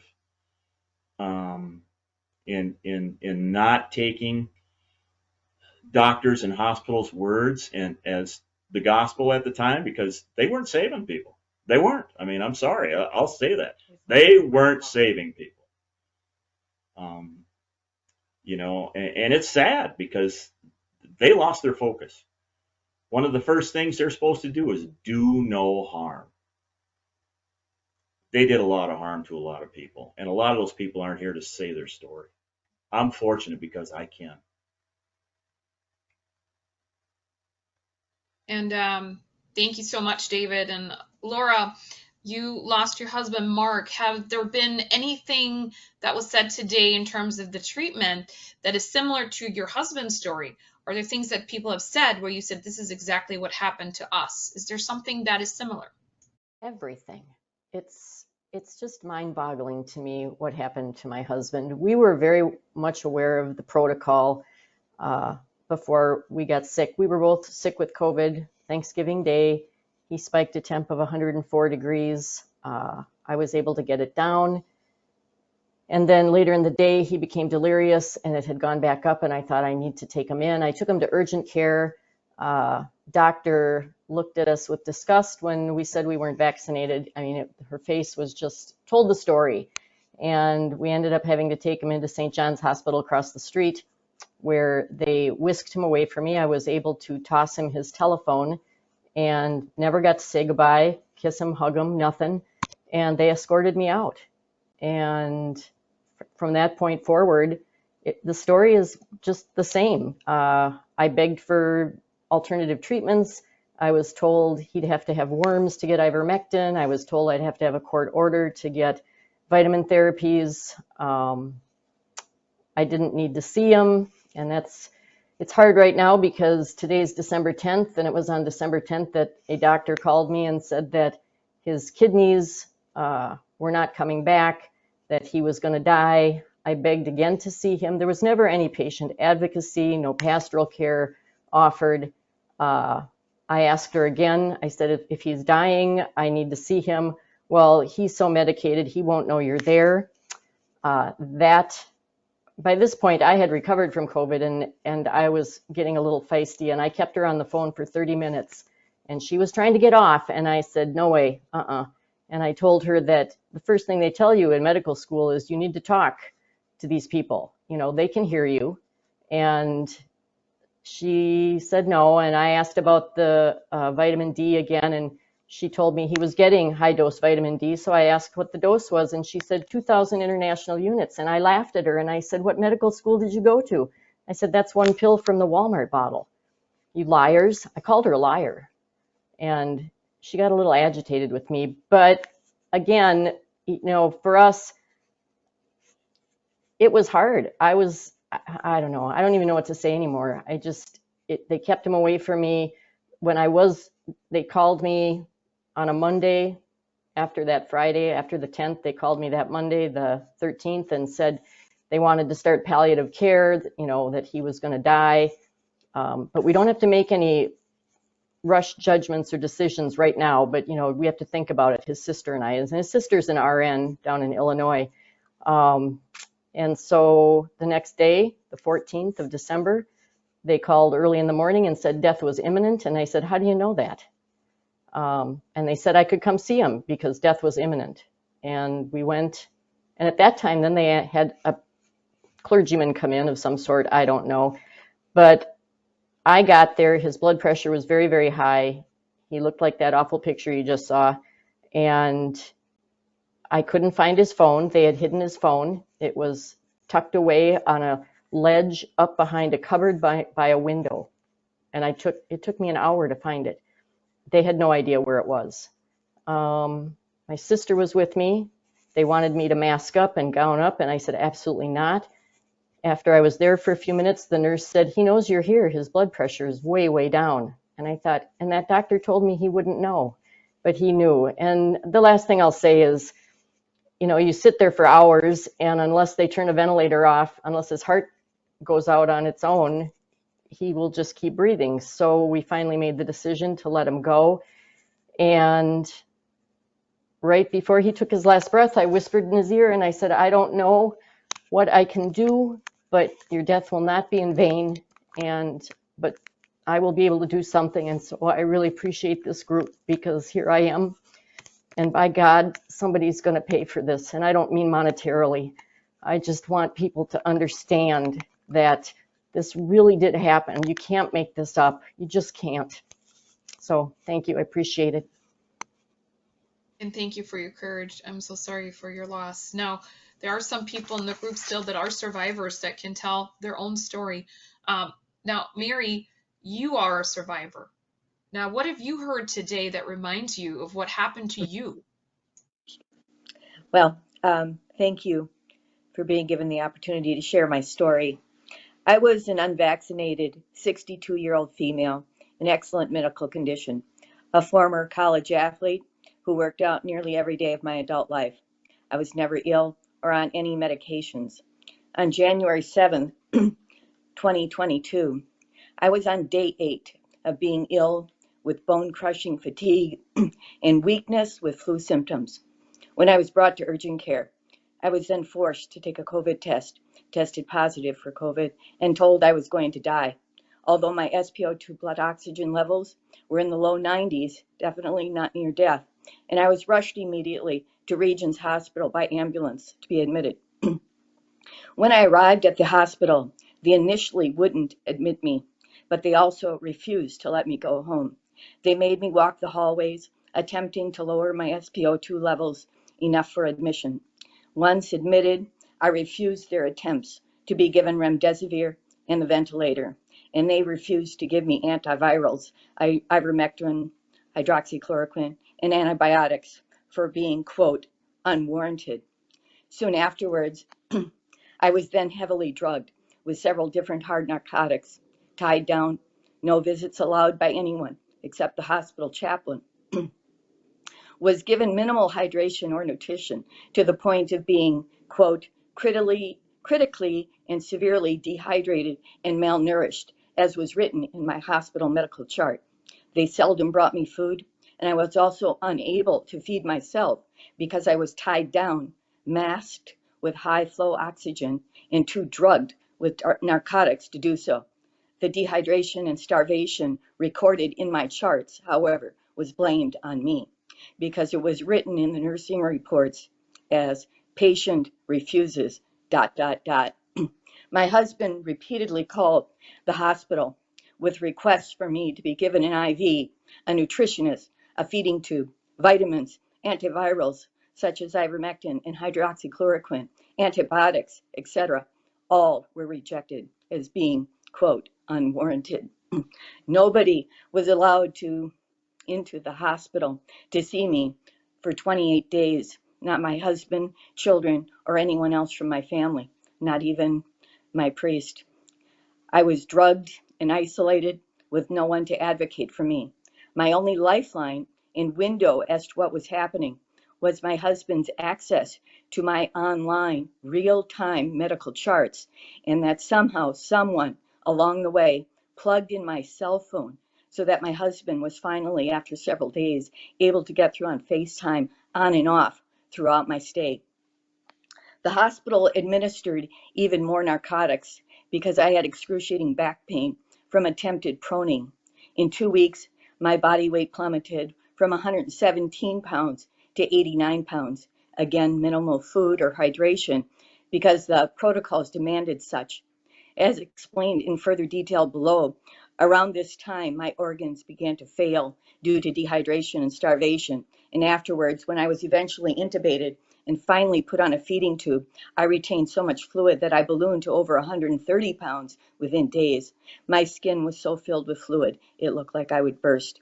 After 2 weeks of mistreatment in the hospital, I was declared dead, had kidney failure, liver failure, lung failure, septal infarction, heart attack, severe heart tricuspid valve leakage, stroke, massive blood clot, sepsis, virulent infections, only contracted in hospitals, and many other things.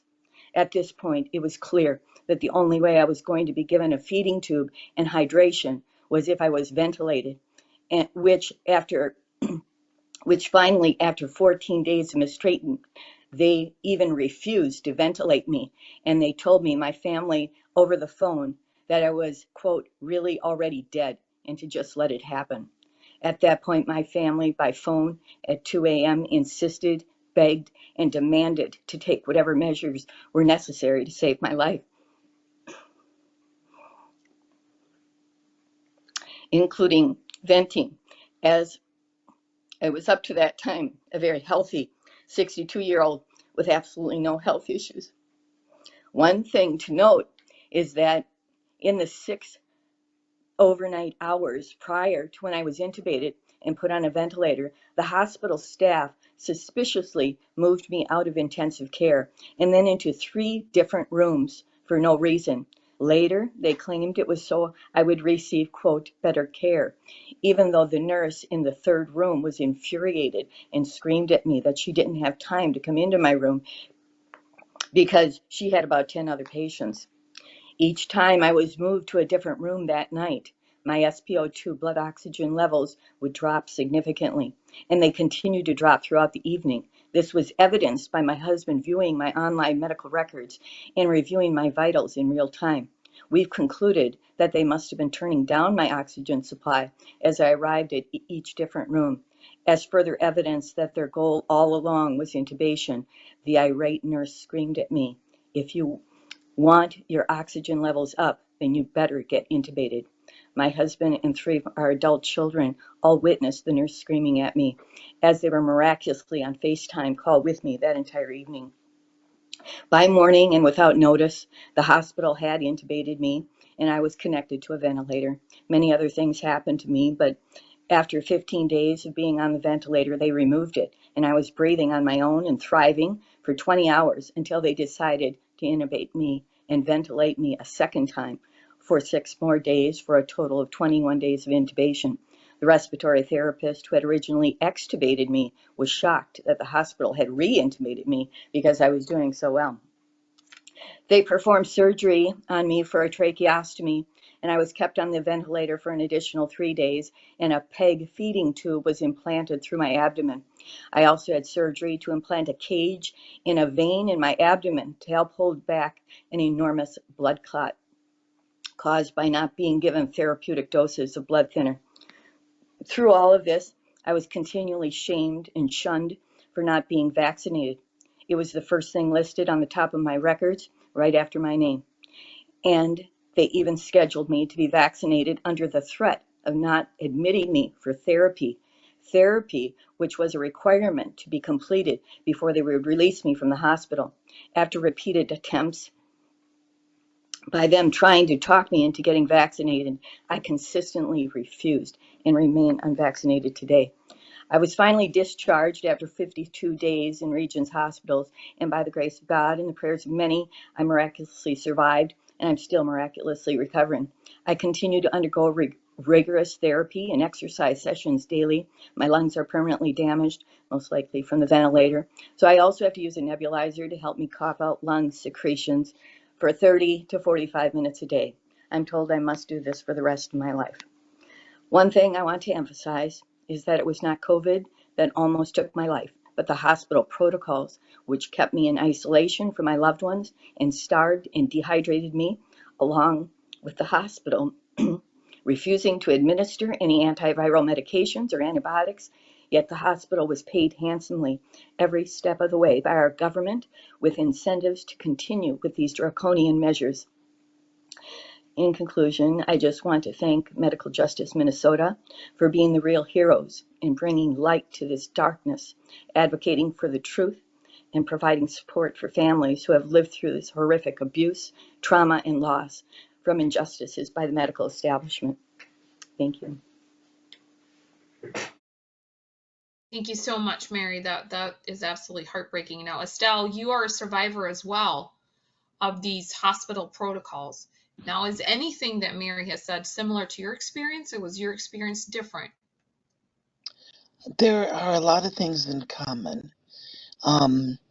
My situation was that I had been working full time and I had my own car, my own place. But for about a week, maybe 5 days, I'd been sleeping 12 hours a day. And I had a little persistent cough. And so I didn't know why that was. I didn't feel sick other than that.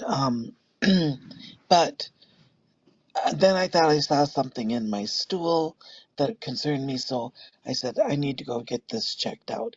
So I went to the emergency room and they told me I had COVID. I wasn't very sick. Excuse me. So I was shocked. I thought, this is COVID? Big deal. You know, I was still working full time. I just was sleeping so much. And they said, we have to admit you. And I felt trapped. I felt like they didn't give me a choice, that I didn't know any other way to do things. And while I was still in the exam room, before I was actually in a hospital room, a doctor came in real excited. And he didn't introduce himself or anything, but he came up real close to me and he said, "Do you want to go on the ventilator?" And I said, "No." And then he was angry and he just turned around, whipped out of the room. And I thought, well, that was just weird, you know? And so once I was in the hospital, then I was isolated and I had my phone and I could get up and walk around, go to the bathroom and do my business, you know? And, but then they said they had to give me remdesivir and I didn't know anything about it. So we agreed to it. And, my daughter is like my, um, health proxy and that kind of thing. And so, I was communicating with her and we took the remdesivir and it ended up shutting down my liver and my kidneys and causing lung edema. And then they said that, it's like one day one of the nurses said something about, well, you seem to be getting better. I think they're going to send you home tomorrow. So I started telling people because I had my phone, I'm going to go home tomorrow, all excited. And the next morning I woke up and I think they had sedated me because I couldn't get off the bed and I couldn't do my walk around, take care of things. And then they were telling me that I was going on the ventilator and I was assuming that my daughter had agreed to it. And the way they talked to my daughter, she thought that I had agreed to it. And so we just recently figured that out, that they had really lied to both of us. And they put me on the ventilator and I was in a coma for 28 days. And when I was in the coma, I did see a bright light, and I heard Jesus say, I have chosen you to live, because everybody else I knew that went on the ventilator died. So, while I was on the ventilator, they asked my daughter to sign a DNR 3 times, and she was asking, could I have ivermectin? And they said no. And she said, well, you can't unplug her. I won't sign a DNR, because they wanted to unplug me, just let me die naturally. And she said, I won't agree to that because you haven't tried everything. And she would call for prayer. And this was really a wonderful thing she did. But they would drive around the hospital 7 times, and then they'd stop in the parking lot, look at my window, and pray. And whenever she had to make decisions like that. And so we had a lot of church support and prayer. And another thing that my daughter did, which was really smart, was she had them put an iPad in my room so she could see me. And then over the iPad, she played KTIS, which is Christian music station. And it said that my room was so peaceful that they would go in there to take their sometimes.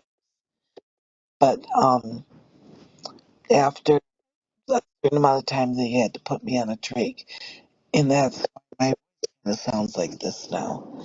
But and I don't totally understand all the process. But after 28 days, then I woke up, and um, and then I had to wait 5 more days, and this was the hardest part because I couldn't talk, and nobody really explained it to me, and there was nobody there. I was alone, and I didn't understand. I thought everybody had abandoned me, and I was totally alone. And there were lots of like get well cards and stuff, but they were piled up in a corner. I didn't know that's what they were. And so for 5 days, I just thought all my friends and all my family were gone, and I was alone in the world, and that was very, very hard. It was cruel. I've been 28 days in a coma. I don't know why they had to quarantine me 5 more days. It just doesn't make sense to me now. But when I did finally wake up, all I could do was wiggle my hands and wiggle my feet. And I thought, well, I have to move. They always want you to move. And that was all I could move. And that's what I did. I just wiggled that. And people would come in, they go, what is she doing? And I thought, I must look really strange. So then I would try not to do that when people were around. But as much as I could, I started moving. And I lost, how many pounds? I think I lost 80 pounds in that 28 days. And I was on a feeding tube. When I came to, I had to be on dialysis for quite a while. I do have kidney damage from it now. I'm on dialysis now, but I can't walk over again. So I have a lot of time here, but I can walk at this point. Continue to improve. I learned how to swallow all over again. I couldn't.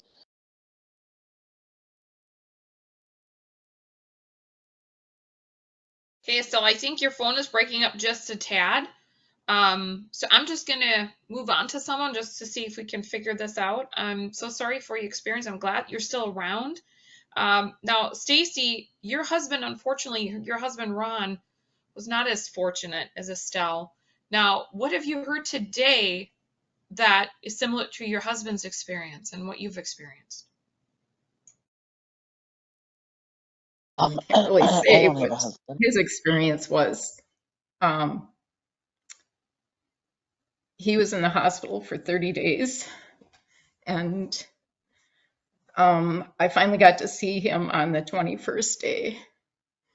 But I guess from putting together pieces and whatnot, I will just say I'm so thankful for the survivors, that God preserved them so that they can tell the stories of those who didn't survive. What I do know is a retired doctor from Mercy, looked at his records and said, your husband went through absolute hell. He had a viral pneumonia when he went in. They did not treat that. They treated him as if it was bacterial pneumonia. And as I understand it, there's a couple of nurses on here and people who know a whole lot more than I do, but what's been explained to me is that when you use antibiotics, it just builds a wall around your good bacteria. And they had him pumped full of antibiotics, and they drugged him so much. He was 170 pounds, and when he died, he was 130. Same thing as we've heard here. They said he wasn't hungry. I don't know how he could be hungry. They had him drugged up. They wouldn't do feeding tubes. I asked and asked. When I brought him to the hospital, he had been on 4 prescriptions. And the emergency room doctor slapped those on my chest, and she said, this is no treatment for COVID.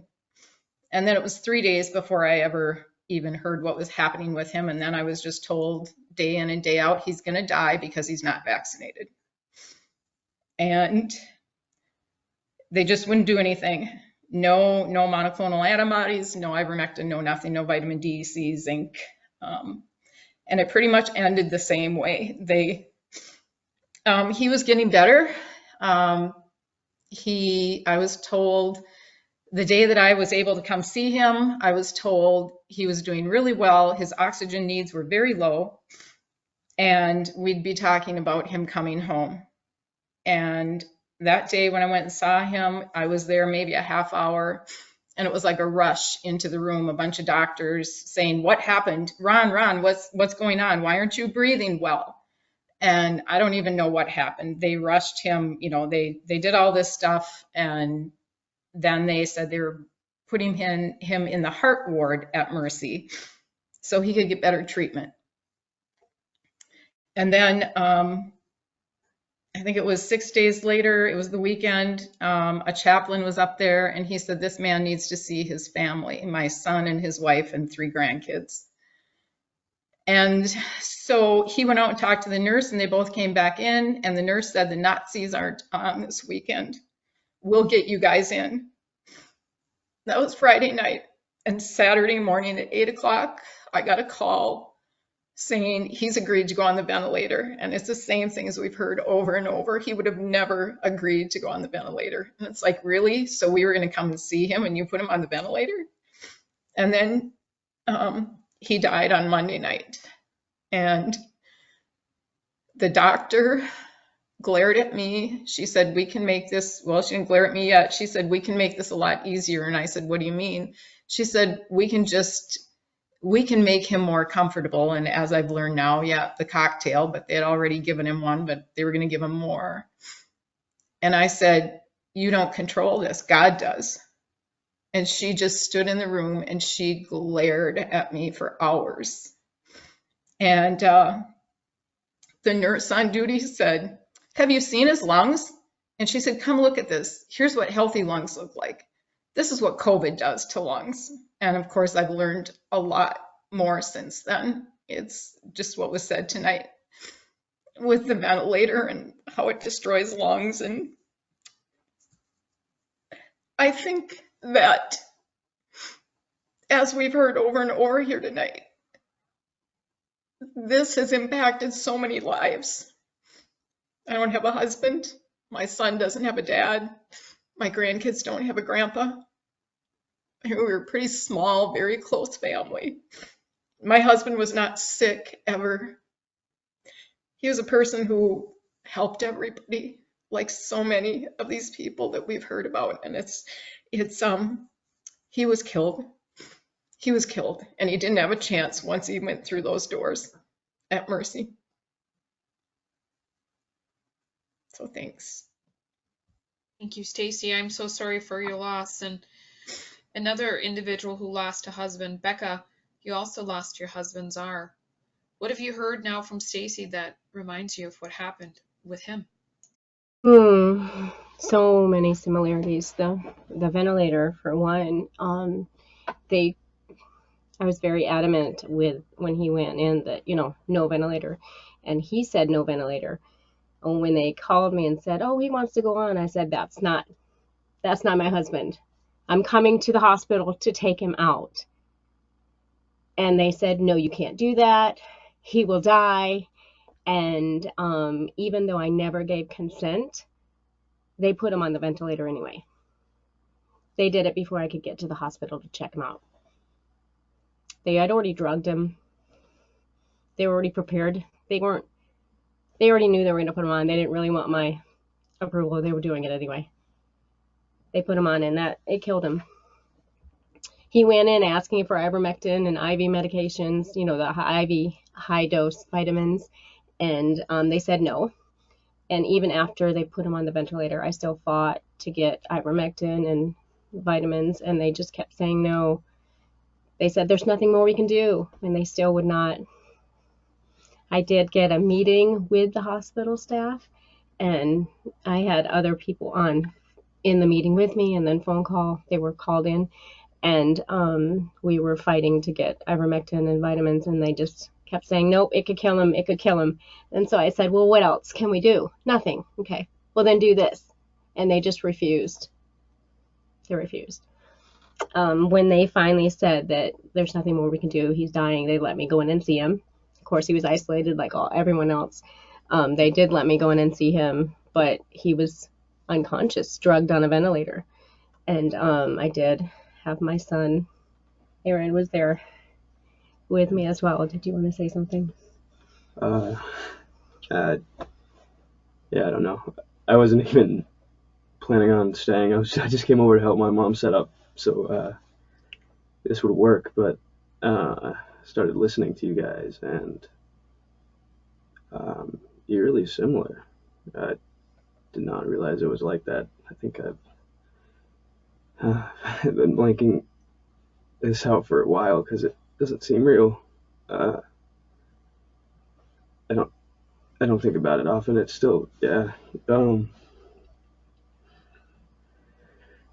He shouldn't be dead. Yeah,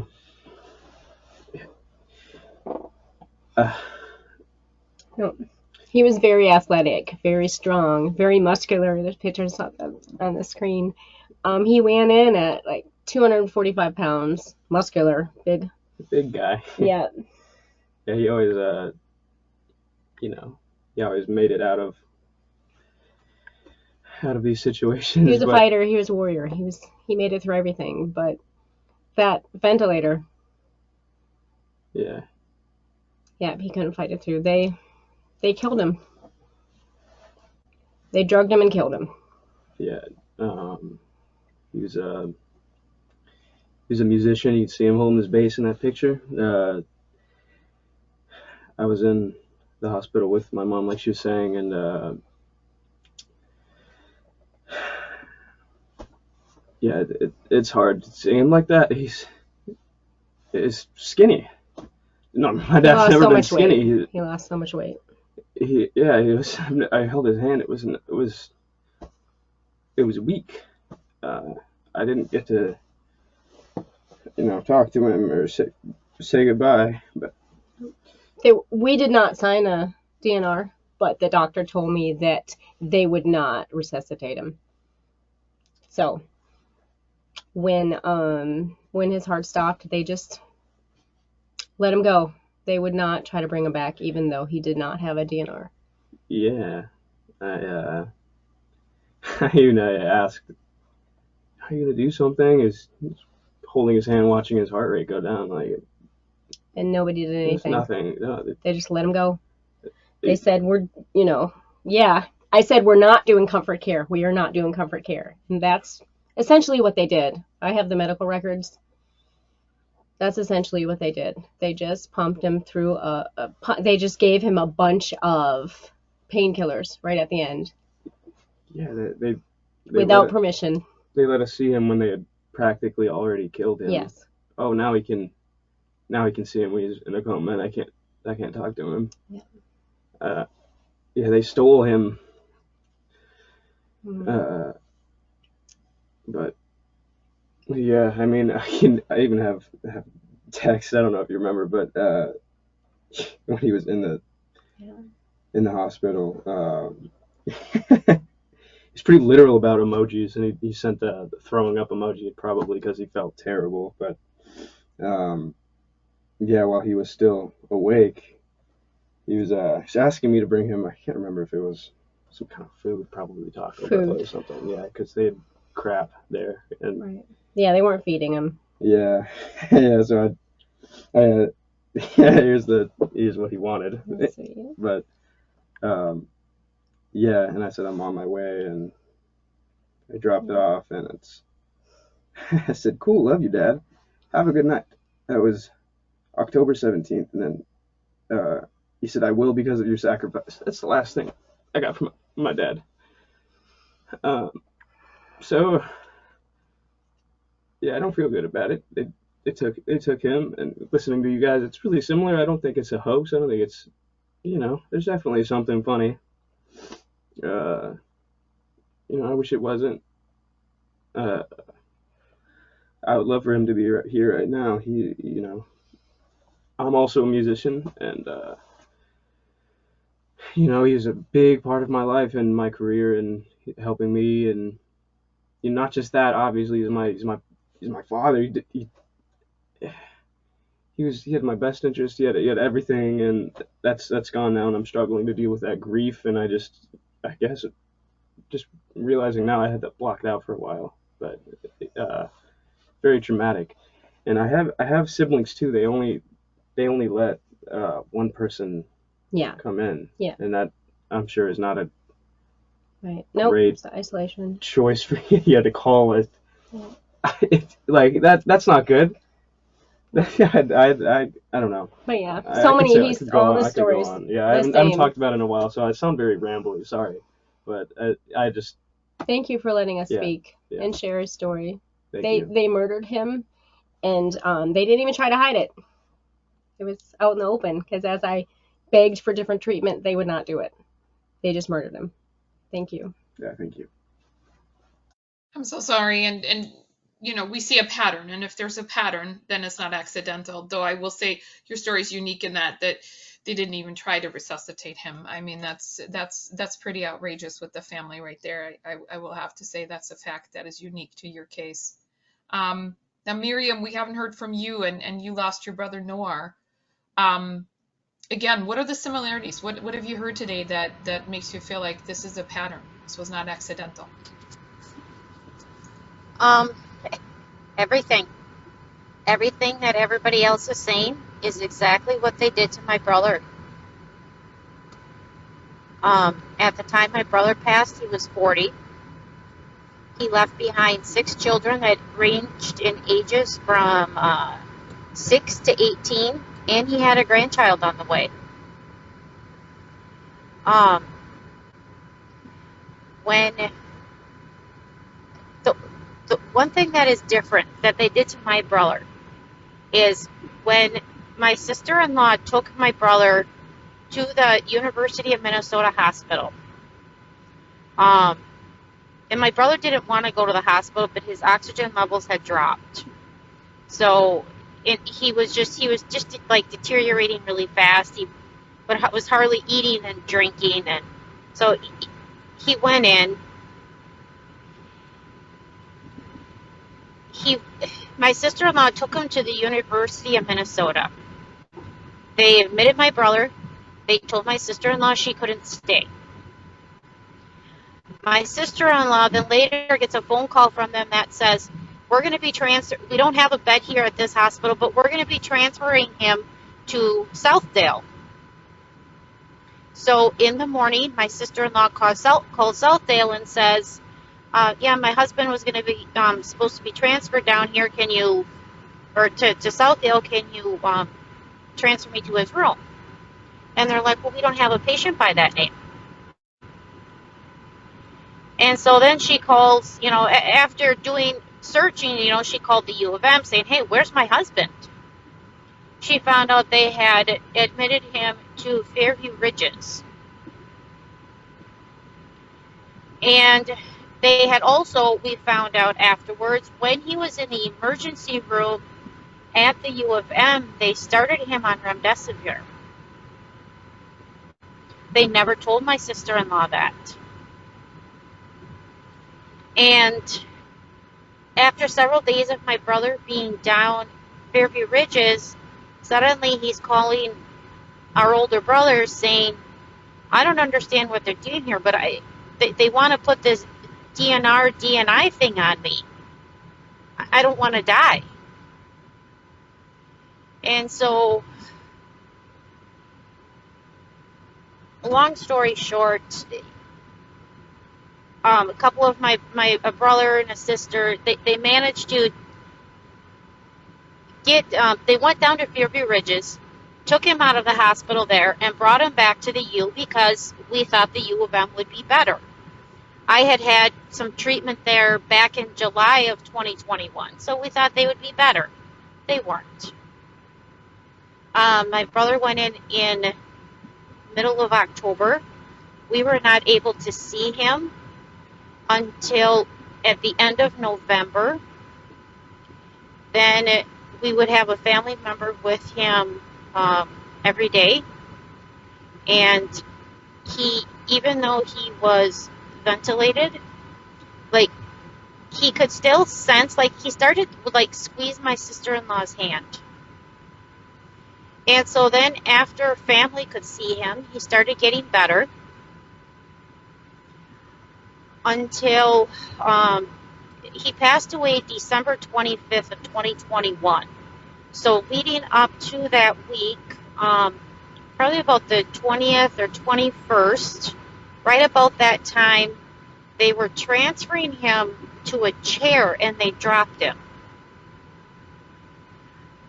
We only found out they dropped him because my sister-in-law went in to see my brother the next day, and they were like urgently trying to do some x-rays on him, and she's like, why are you trying to do x-rays on him?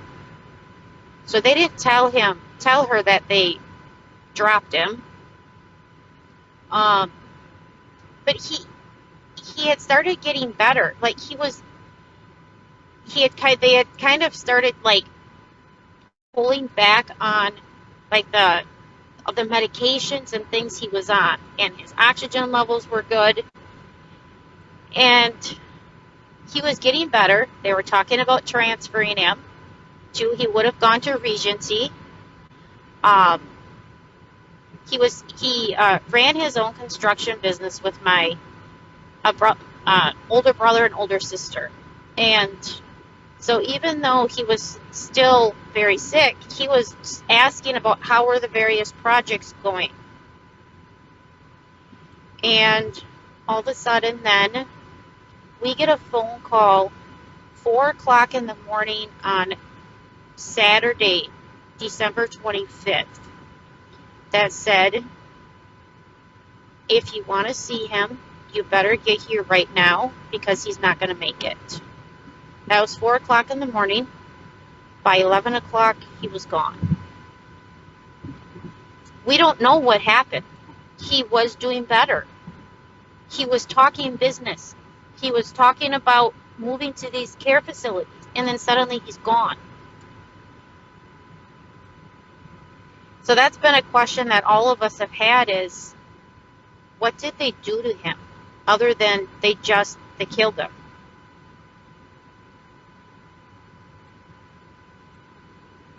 Thank you, Miriam. That was, I'm so sorry for your loss. And not knowing is probably one of the worst things. You know that something happened, but you just don't know what. Nicole, you are the intake coordinator for Medical Justice Minnesota. You lost your dad, Ralph. So I would like you to do two things for me. I want you to talk about your dad's experience and what you found out about your dad's passing. And then I want you to talk a little bit about why it's so important, why we're talking about the protocols and how they're still in place right now. So maybe you want to start off just with your dad's experience and how it's mirrored what we've heard from other people. Yeah, it's I'm trying not to get emotional. It's just hard to hear all these stories because it's so similar and it didn't have to be this way, right? So my family was sick, my parents were sick, and we had really all turned a corner, but my dad was having trouble walking to the bathroom because his legs were weak. So he didn't even have the shortness of breath yet or anything like that. He had fibromyalgia. He had just turned 70. He didn't take any daily meds. He walked long distances. So he had, as being 70 and fibromyalgia, some issues with that, but just he wasn't on any medication or anything, but it was the weakness, right? He was dehydrated, he was fatigued, he had fallen a couple of times from being sick, within that last couple of days. So, I didn't know they were killing people in hospitals. I didn't know. And I encouraged them to go. I actually yelled at both of them to call and get help because I was always taught that we're supposed to trust the hospitals. You trust the doctors, and I didn't find out for myself what I should do to take care of myself. Whenever I needed something, I just relied on someone else. And so we had them. I had my parents call the ambulance, and they came, and my dad was weak, and they took his oxygen. It was 94, and at the time we were like, "Oh my gosh, he's 94!" Like thinking, because I didn't know that could happen when you're anxious and you're scared. And I'm thinking, what happens? You get to 90 and you die? Or, I didn't know. And I was like, oh my gosh, that sounds bad. So they took him to the hospital, and he went to Abbott Northwestern. He was refusing to take the PCR test. He didn't want that up his nose. He knew that could be inaccurate. He wanted to be treated for his symptoms. He didn't want to take the test. And, I was isolated from my dad. We were not able to be with him. So anything I'm telling you, I've read in his records. This is all things that they've said. So the hospital, they threatened him, if you don't take the test, all the treatments won't be available to you. So he took the test. He was positive. He was started on COVID medications, which we now know to be remdesivir, but there was not consent other than, the okay to start COVID medications because we didn't know what that was, but he was not told, you know, the risks and the benefits of taking that medication. So he was given remdesivir. He was not given treatments that were known to work when you go into the hospital and you're having problems with you know, breathing or, you know, low oxygen. And even, you know, when he was in the ER, he saw a kidney specialist, and the kidney specialist said that his numbers were up. He shouldn't be given anything that damages the kidneys or the liver. And we know 100% that remdesivir does do that. So the kidney specialist said he shouldn't even been receiving ibuprofen, but he was given remdesivir almost immediately as soon as he was diagnosed with COVID. My mom was also in the hospital. They were refusing my mom. They were right next door to each other, but they wouldn't let them see each other. And my mom was alarmed to her bed because she was better than he was, and she was trying to get up, so they wouldn't let her get up. They were locked in their room, so when she would try and get out of her room to go see him, she couldn't because she was locked in. When she finally talked a doctor into allowing her to go see my dad, they had to wait for the nurse, my dad's nurse, to get, or I think it was my mom's nurse, to get off duty because she thought it was inappropriate for my mom to go over there. Even though they were in the same hospital, both with COVID, they wouldn't let her leave her room to go over to his room. When that finally happened, she went over there, and my dad was saying that, you know, he was having a hard time. And so she even felt guilty, like sitting there talking to him, because no one thought he was going to die. She didn't think that would be the last time that she would see him. So she said, I don't want to, you know, get you fired up and get you, you know, having trouble breathing. She tried to leave his room, and she was locked in his room. She went to call the nurse, and he said, don't bother. They don't answer the call. Finally, they came in, let her out. She went back to her room, and it was just a matter of hours before they came in with a new pair of socks, a different color, and they said, oh, they were like celebrating, you have this color socks now, you can get out of bed. When we realized that right after the visit, they had moved my dad to a different floor.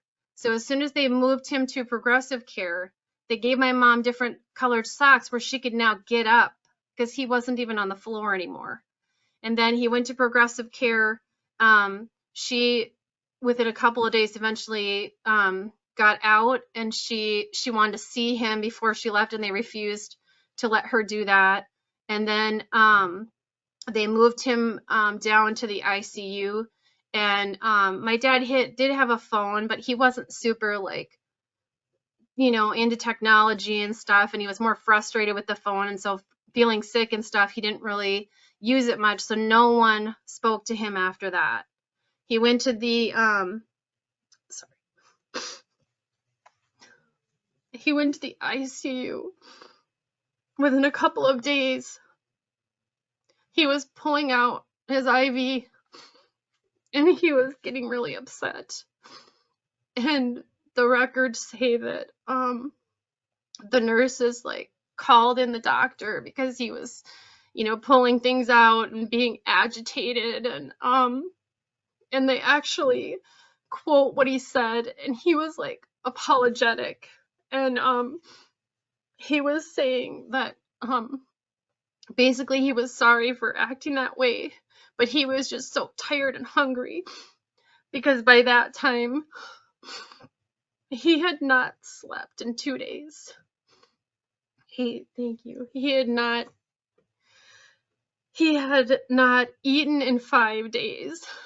And basically, when they called the doctor in, the doctor came in and basically said, if you want relief and a feeding tube, you'll get on the ventilator. And then he relented and got on the ventilator, alone, tired and hungry. And that's my worst nightmare, just those moments before the ventilator where he had to do all that alone. They got him reacclimated in the bed, I guess, or, you know, reoriented, it said. And then, so then this was just a week in, and they told us that he had to be on quarantine for 16 days. So he went in on August 23rd. We were not going to be able to see him until September 7th. So each day I would call and my brother would call. So my brother would call in the morning, I would call at night, and we tried. I mean, you just believe what they're telling you because you can't talk to the person. You have no idea what's going on. And so we asked for things. I asked for ivermectin, hydroxychloroquine.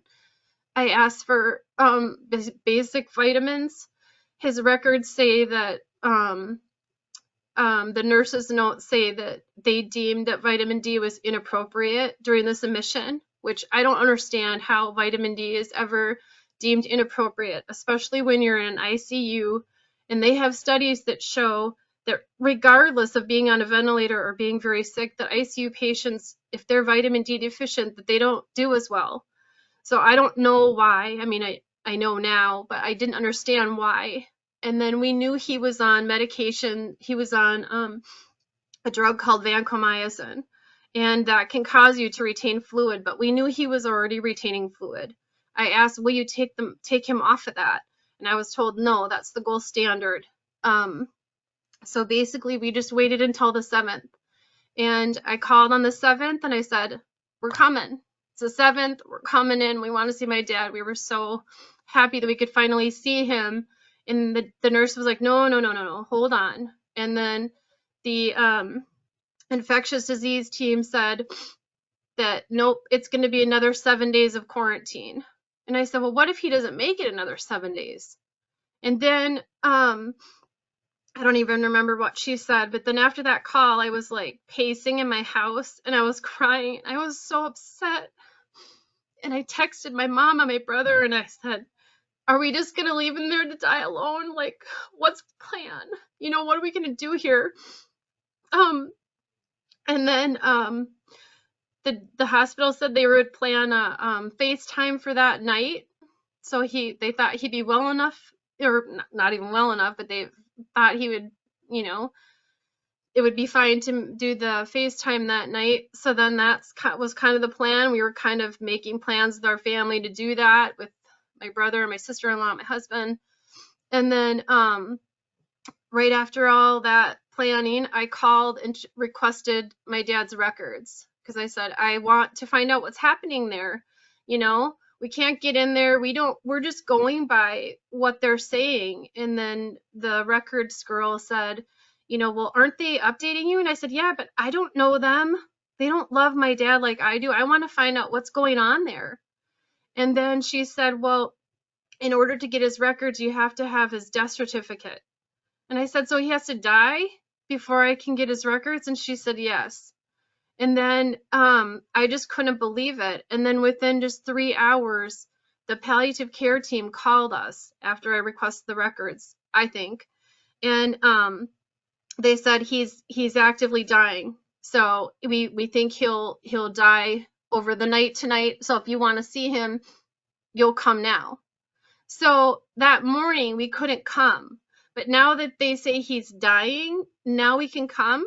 Like, how does that make any sense when you're talking about COVID restrictions and COVID precautions?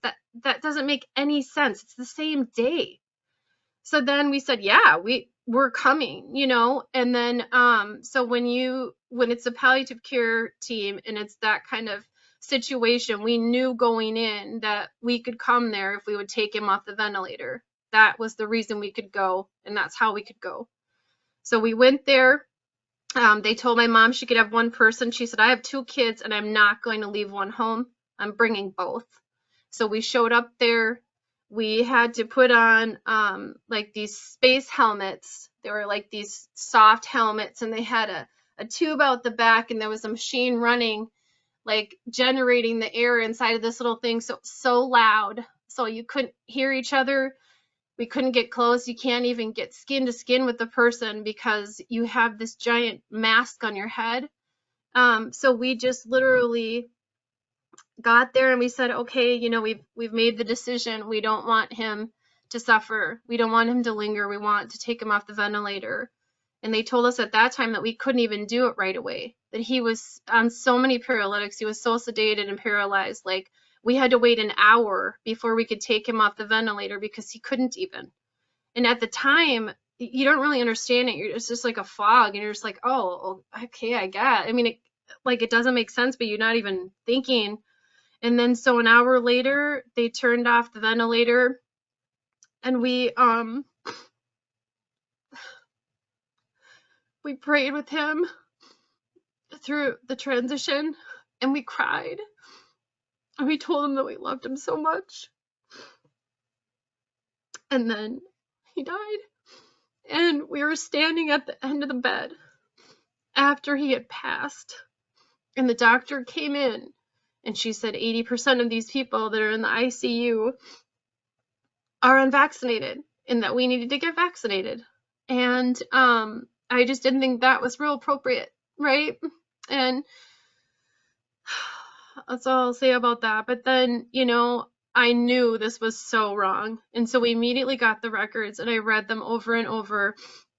And now we know that while we were there, so my dad was receiving all kinds of really strong medications. His records say that he had no pain. He was refusing even Tylenol, but then they were giving him Dilaudid and multiple other medications, fentanyl, propofol, and he was on a drip for weeks. So the day that we went there, he was on a propofol and a fentanyl drip until 5:09. They stopped the drip. They gave him a shot of fentanyl at 5:10. They gave him a shot of midazolam at 5:32, and he died at 6:22. And when I started researching midazolam, because I had never heard of it, in 2015, they had to stop using that in Minnesota for lethal injection because it was too inhumane for the people watching someone get it to receive it. So you can't give it to someone in a prison for lethal injection, but you can give it to an elderly person in a hospital. I don't understand it. I don't understand how this is happening. How are they killing people with no repercussions?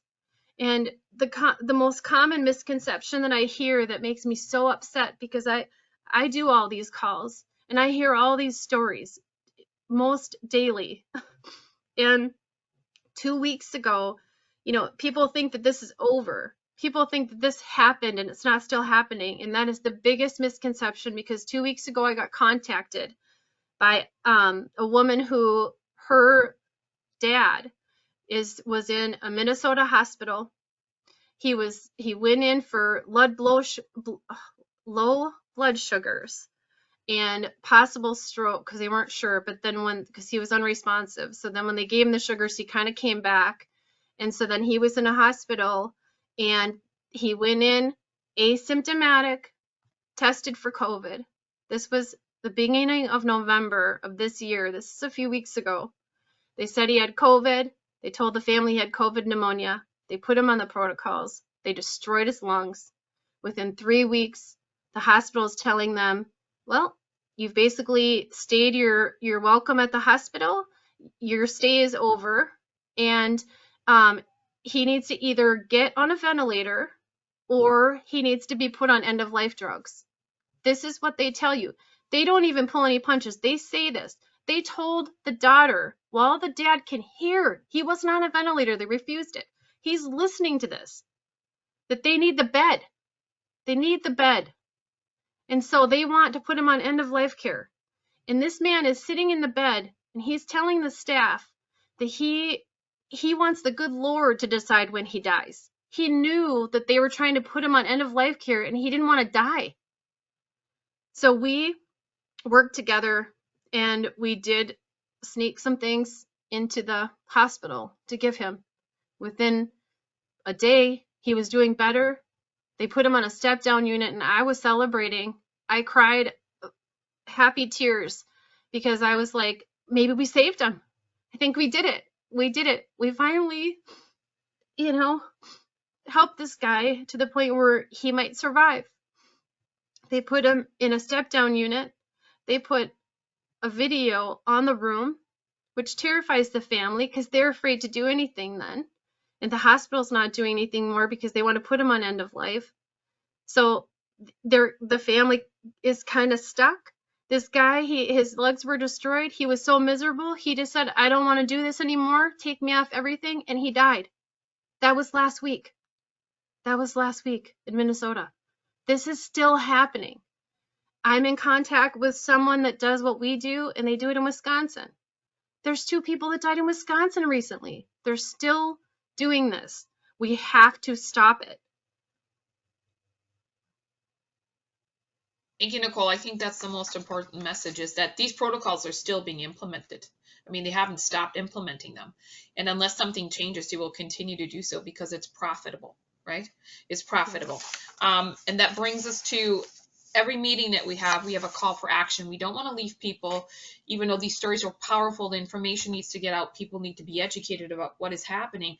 But unless people can take some action, right, they will feel like hopeless. So we don't want to leave people hopeless. Understanding this is still happening is really important. Another thing that we've talked about today is doctors not listening to relatives regarding the care of husbands and so on. And in Minnesota, unless you're a healthcare agent through a healthcare directive, they don't have to listen to you. And if your loved one is incapacitated, there needs to be a healthcare agent making those decisions. And if you go to Minnesota statute number 145C.16, there's a healthcare directive form that you can fill out. You can fill it out just for the COVID protocols, declining them, appointing a healthcare agent. You can appoint your husband, your wife, you can appoint your daughter. You have to get it either notarized or witnessed by 2 people. Fill out that healthcare directive so that you will not be subject to these protocols and that you do have a person who will be authorized to speak on your behalf should you be unconscious. And there's another statute that David will show you right now, and it is 145C.03, which has also all the requirements for the healthcare directive. If you don't want to use the form in Minnesota statute, you can write your own. It's not that complicated. And if you're confused, get help from an attorney. The other thing that Andy, the attorney here, has raised, which is really important, is if you do have that healthcare directive, if you are a healthcare agent, should your loved one be in the hospital undergoing protocols that they oppose, he can then become active for you because you have standing. He can file a temporary restraining order. He can get an injunction. But unless you have that authority, he cannot act on your behalf. So do that. And another thing that people can do today is donate. Donate to this group. They're doing amazing things in real time. Locally, you can make a difference. This has been an incredibly powerful meeting. Very sad. I know Nicole said that you guys have up to 82 families just in Minnesota in this group right now that have undergone this absolute trauma. And over 90% of the victims here were isolated out of those 82 families. It is a shame, and I am so sorry. But I am so glad you guys have come forward, and I really appreciate your courage. It takes a lot to sit there and talk about these wonderful people, but realize the horrible things that they had to undergo. It is inhumane, and it should never happen in any country, especially in a civilized one. So those are our calls to action today. If there's anyone that I missed that is attending today's Zoom that I missed, anybody here that I missed that would still like to talk, please let me know. Yeah, Nicole, so we actually, excuse me, have some questions. Just a couple that I wanted to address if we could. Please. Yes. Yeah, Andy. Okay, great. So Pamela had a great question a while ago. She said, "Is there an advocate program?" What? Can you hear me? I'm sorry, David. I called you Andy. I thought Andy was asking a question. It was you, David. Go ahead, David. Oh, okay, cool. Yeah, if Andy has questions too, that'd be great. But no, is there an advocate program in Minnesota for people who have no one to go to the doctor or hospital with them? And I never even thought about an advocate program. Does anyone know of an advocate program in Minnesota that someone can rely upon, to call upon, to go to a doctor's appointment with, or to the hospital with them? If not, it's a great idea. Yeah, nothing that I know of. Jenna, do you know of anything like that? There is not a specific advocate program in Minnesota that I am aware of. When my parents were in the hospital, no one was even talking about any of this. So I reached out to an advocacy program, Helping Hands for Freedom, and they aren't necessarily all medical people. My advocate was not, but she was just someone there to talk to, kind of like a mom, fairy godmother, because she understood. So I have a huge family and a lot of them understand, but I didn't want to stress them out, and it just gave me someone to talk to. And then they had resources for me. So that's who actually connected me with Andy, our paramedic attorney here. And we talked. Andy tried to help me help my parents while they were in there. I didn't sleep for over 30 days, 24/7 crash course on ventilators, ICU. I've done a lot of types of nursing, but not ICU ventilator, but I learned a lot. I had a specialist in Utah that runs an awake and walking clinic, so they don't even sedate and use these icky drugs that sometimes are necessary in small amounts, but it's like old school that they do this. And she's been going around the country even before COVID trying to teach them they don't have to sedate these people like this and use these icky cocktails, because they can be awake most of the time and they can walk around the room, therefore getting movement and not just laying in a bed and getting bed sores. And so she did a 3-way call with my dad's providers. There's other people in Texas that were trying to help me. So there's people out there, but I guess we've been trying to be advocates for people. There's Grace Care. They're out of Texas. They you have to buy minutes or hours with them. And they're an advocacy service that are amazing group of people that also were helping me. And yeah, I did everything. I actually never said ivermectin or hydrochloroquine, but there was a study of Adaptaville in a third stage trial that was having amazing success, and I was so excited, and I thought, this is the golden ticket, and so excited. And there was a couple doctors that I absolutely love and wrote thank you cards to because of their humanity, and they listened to me, and one even thanked me, like, you're teaching me as much as we were helping each other. And that's what it's all about, the helping each other, and it's a teamwork approach. That's what healthcare is always supposed to be. But I said, look at this research, this Adaptaville, it's just a peptide, no big deal. If it doesn't work, it doesn't work, no harm, no foul, right? But it's awesome results. And these 2 doctors were on board. I got a hold of the small pharmaceutical company. They were amazing to work with. They expedited all of it, got the Adaptaville approved. It went to the pharmacy, and the pharmacist denied it. 2 of my dad's doctors ordered it. And you know what? Since I did the Alpha News story, I had someone reach out to me from another state saying, I'm so sorry, this is my dad's story. But this doctor tried Adaptaville on him, and he's a walking miracle. He's here today. It took me 3 days to function again because of my PTSD. And I was so happy for her. I said, oh, praise God. Thank God that they did that. But my dad didn't get the right to have it, even though his 2 doctors ordered it. And it's a peptide. And then they said, the next doctor, I have to get to know each doctor each week, or even shorter than that, and get reacquainted and like trust and all that. It's this walking on eggshells. And the Adaptaville, they said, nope, we can't do that. But they agree, blah, blah, blah. And then they said, but let's talk about that DNR again. And to the point where I finally had to say, stop asking me that. My dad just turned 69 years old, and until you let me see him, stop asking me that. So anyway, we've been acting in the interim as an advocacy service. Yes. If anyone, I don't have a lot of time, but I probably will after this meeting. You can reach out to me anytime. I hate to laugh. And that's for and maybe she was just asking about generally taking to the doctor and stuff. If you have someone that's in the hospital with COVID and they're getting the protocols and you cannot get results, there is a website and a phone number. It's protocolkills.com. And there is an 800 number that you can call, and there is someone that will help you try and save the person from the hospital. Just real quick, I wanted to point out that Jenna just mentioned Alpha News story. I just want to point out that several of our family members here today have been featured on Alpha News. And I also want to point out that Liz Cullen actually is attending live right now. So hello, Liz. And thank you once again, Liz. We didn't know that Liz was attending, but we really mean it.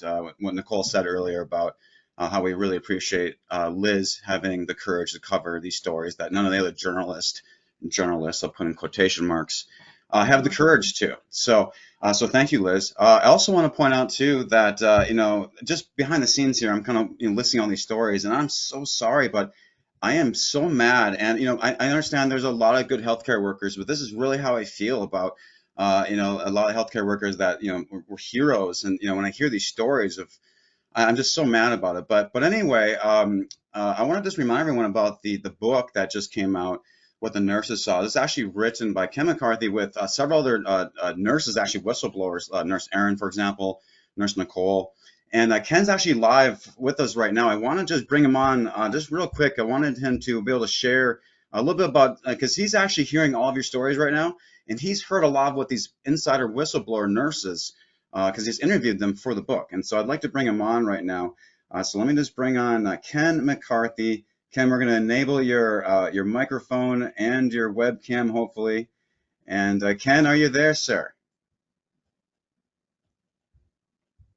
Hopefully we'll enable him. How's that? There we go. Now we got you, Ken. Yeah, thank you so much. We don't see you at the moment, but I'll see if I can work on that on your webcam. Normally it works. Everything else I do works. I don't know why this doesn't work. Okay, sounds good. All right, we can hear you, Ken. So yeah, tell us. We'll just go on. I've been on this since 2020, and I've heard thousands of these stories, and I've never heard so many at one time in one place. And I'm sorry for everybody. I mean, you're victims of a crime. So I want to ask practical questions because I'm an activist. I wrote the book because a book needs to be out there, but I'm not really an author, but the book is out. You've got legal representation. Yes, I think that's clear. You do? I mean, say yes. As much as we can, we're working with Andy, but Andy's just one attorney. I mean, we definitely need more attorneys to step up. We're just trying to basically, put out the fires now by just trying to file something for some of the people before the statute of limitation.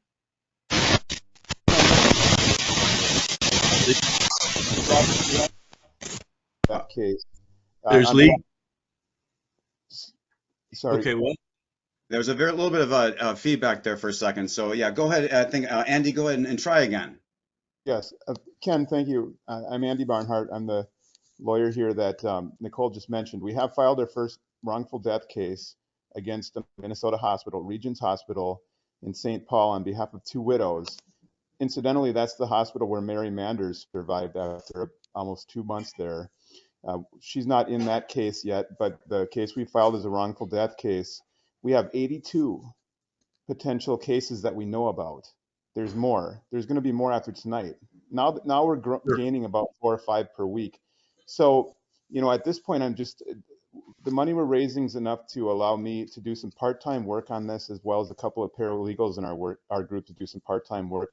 We are hopeful that we can attract many more lawyers who are willing to work on these cases, more paralegals who we can pay something to. We're working at discounted rates, but yes, we're trying to grow a legal response to this, and we have started that by filing our first case. Oh, that's great. And you know the Scott Sherrar case, right? In Wisconsin? Yes. Okay. And so that's one recourse is legal. The other recourse is publicity. David, I assume these videos have been recorded, yeah, tonight? Yes? Oh yeah, most definitely, yes. Are they going to end up as big videos, or is everything going to look like this window with small videos? That's a great question, Ken. I'm actually not sure. The interface has changed here. I assume it's going to be mostly the individual person talking, and it switches back and forth, I think. Great. And I'm sorry if I'm rapid fire. I know it's late and everybody wants to get going, so I'm going to be very. if people agree, people should be asked to sign a release on these videos, right? I mean, it's important because you need to use these videos. Like, it's no good if just 200 people see them. 2 million people need to see them. 200 million people need to see them. Now, maybe you're not comfortable with that. That's okay. But if you are, that's one way we win. Therefore, I'm going to ask who's ever running this thing, ask everybody if they're willing, and if somebody's not willing, I understand. But if you are willing to sign a formal release that you agree it's okay for these videos to be shown, because you're either going to win in the court or you're going to win in the court of public opinion. Ideally, you'll fight on both fronts. But that's how you got to fight. This can't be just us talking. This has got to be millions of people hearing this. I'll check with everyone and get confirmation that everyone's okay with it. Everyone did know it was recorded, but I'll make sure that everyone's okay with Get a formal release, and let's make sure that if somebody ever changes their mind, that we immediately pull the video. Like, no one ever has to worry about if they change their mind.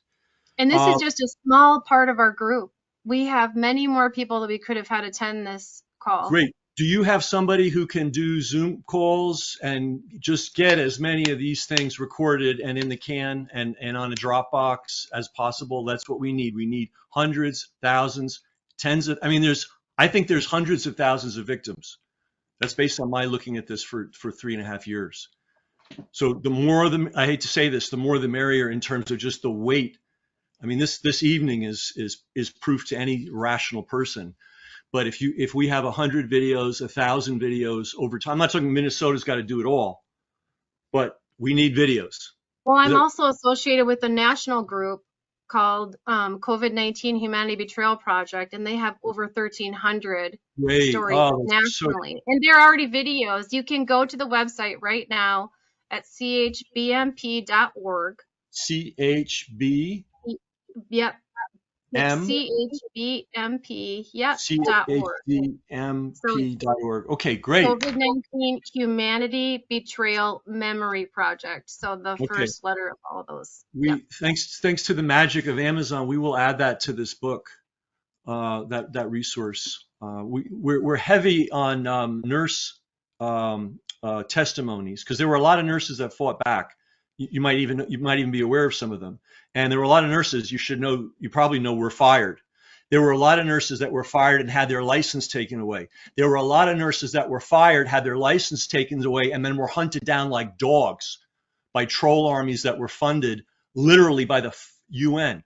And I know this sounds like a wacko conspiracy theory. I have on video the director of Undersecretary of Communications for the UN happy about supporting a group called Team Halo. Team Halo went, sorry to go off on this tangent, but just so you know, there were people fighting on behalf of patients, and they paid a very big professional price. That's most of the content of this book, what they saw, what they knew was wrong, and how they were hunted down afterwards. Some of them still don't have their licenses back. In this book, somebody referred to A.J. DePriest, a paper by A.J. DePriest. That's in this book. That's an appendix in this book. Also an appendix in this book is a detailed description of how to properly intubate and ventilate somebody. And clearly it wasn't done correctly. And yes, anybody that had lung damage, their lungs were destroyed by the machines, by people that didn't know how to operate them. The sedation issue is horrific. If you're given sedation in a hospital, that makes you a prisoner. As soon as they've given you any kind of a psych med, you're not allowed to leave. You're now a danger to yourself, and they can keep you forever. And you probably know this, the psych meds depress breathing ability. So they brought your loved ones in, got them on psych meds, depressed their breathing ability. You know all this, but they coerced them into getting on a vent.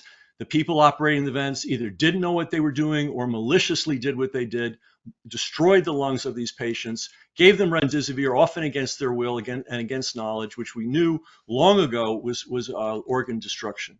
So this was murder, and that's the subtitle of this book, an investigation into the systemic medical murders, all right?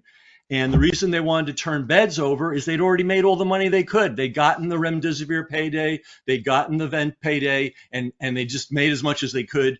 So now it was time to kill your loved one. And that's what they did. in Minnesota. In fact, we have an expert in here who some of you guys may know. I'm drawing a blank on his name. David, help me. Our mutual Mark friend. Wachowski. Yeah. Basically, and I'm sorry to tell you all this because it's painful, but they were telling patients in Minnesota specifically, maybe elsewhere, if you want to see your loved one, agree to die, and we will let them come in and see you. You may not know this. Some of your loved ones may have agreed to die for the privilege of spending 5 minutes with you before they died. That's what happened. How many people got a phone call at 4 a.m? Specifically? Anybody? Yeah. No accident. No accident. Protocol. They were paid. They were compensated. Question I have for you. These nurses, these doctors, were they were they the normal doctors that were normally? Okay. Good. I've seen a lot of people say no. I don't know what they did in Minnesota. In New York, they passed a law that any doctor that could breathe from any country on earth could go into a U.S. ICU and work. Whether they, and I don't know if they did this in Minnesota, I know they did it in New York, whether they had ICU experience or not. There were a lot of people, a lot of nurses in the New York hospitals, which was the original wave. That was the norm. Podiatrists, gynecologists, people that had never been in an ICU in their lives, nurses that had never worked the ICU in their lives, nurses that had just graduated from school and never had practical experience, nursing students that hadn't gotten their degrees yet were allowed to operate ICUs in the ICU in New York State. I don't know what they did in Minnesota, but that's how bad it was. And I mentioned something too, Ken. Have you heard of Operation Nightingale, where the U.S. government, they were actually doing research because in Florida, they were selling degrees, and they've already arrested nurses in 12 states because they were nursing without degrees. Well, they had degrees, but they were purchased. They weren't earned. Just when I think I've heard it all, it's a new twist, because what nurses, I don't know what it was in Minnesota, but what contract nurses were getting in New York City, $10,000 a week. That's the nurses. Who knows what the doctors were getting? And this language problem, there were a lot of doctors from overseas that did not, flat out did not speak English. So everything you're saying didn't just happen to you. It didn't just happen to people on this call. I think it happened to hundreds of thousands of people in 50 states. So strangely, this is the only book on the subject. We just put it on Amazon. It took a lot. It's a big book. It's nurses with AJ Dupree's talking about the money trail, with our friend Mark Wachowski talking about the respiration stuff. I mean, there's so many things I could tell you, but this is terrible. In ivermectin, the Bill Gates and Melinda, and maybe the attorney, you can use this. This is known. This is not hard to find out. The Bill Gates and Melinda Gates Foundation have sent hundreds of millions, if not billions, of doses to ivermectin to Africa over the last 10 years. They know damn well that's a human drug. They know damn well it's safe. So all this nonsense about it being horse paste and untested and unknown and all this stuff, absolute lie. And they knew it was a lie. And Bill fucking Gates knew it was a lie, because his foundation sends it by the container load to Africa and has done it for over 10 years. The other thing, and it was a bit of misdirection, everybody's thinking about ivermectin and then the other stuff, fine, understood. They banned in New York, I don't know what they did where you are, but they banned in other places. They banned the use of ibuprofen in hospitals for COVID patients. Do you know how insane that is? That's like saying we're not going to put a bandage on somebody that has a cut. Ibuprofen is the go-to for inflammation and respiratory problems. It was banned in the hospitals. Courses of steroids are normal for respiratory problems. That's the norm.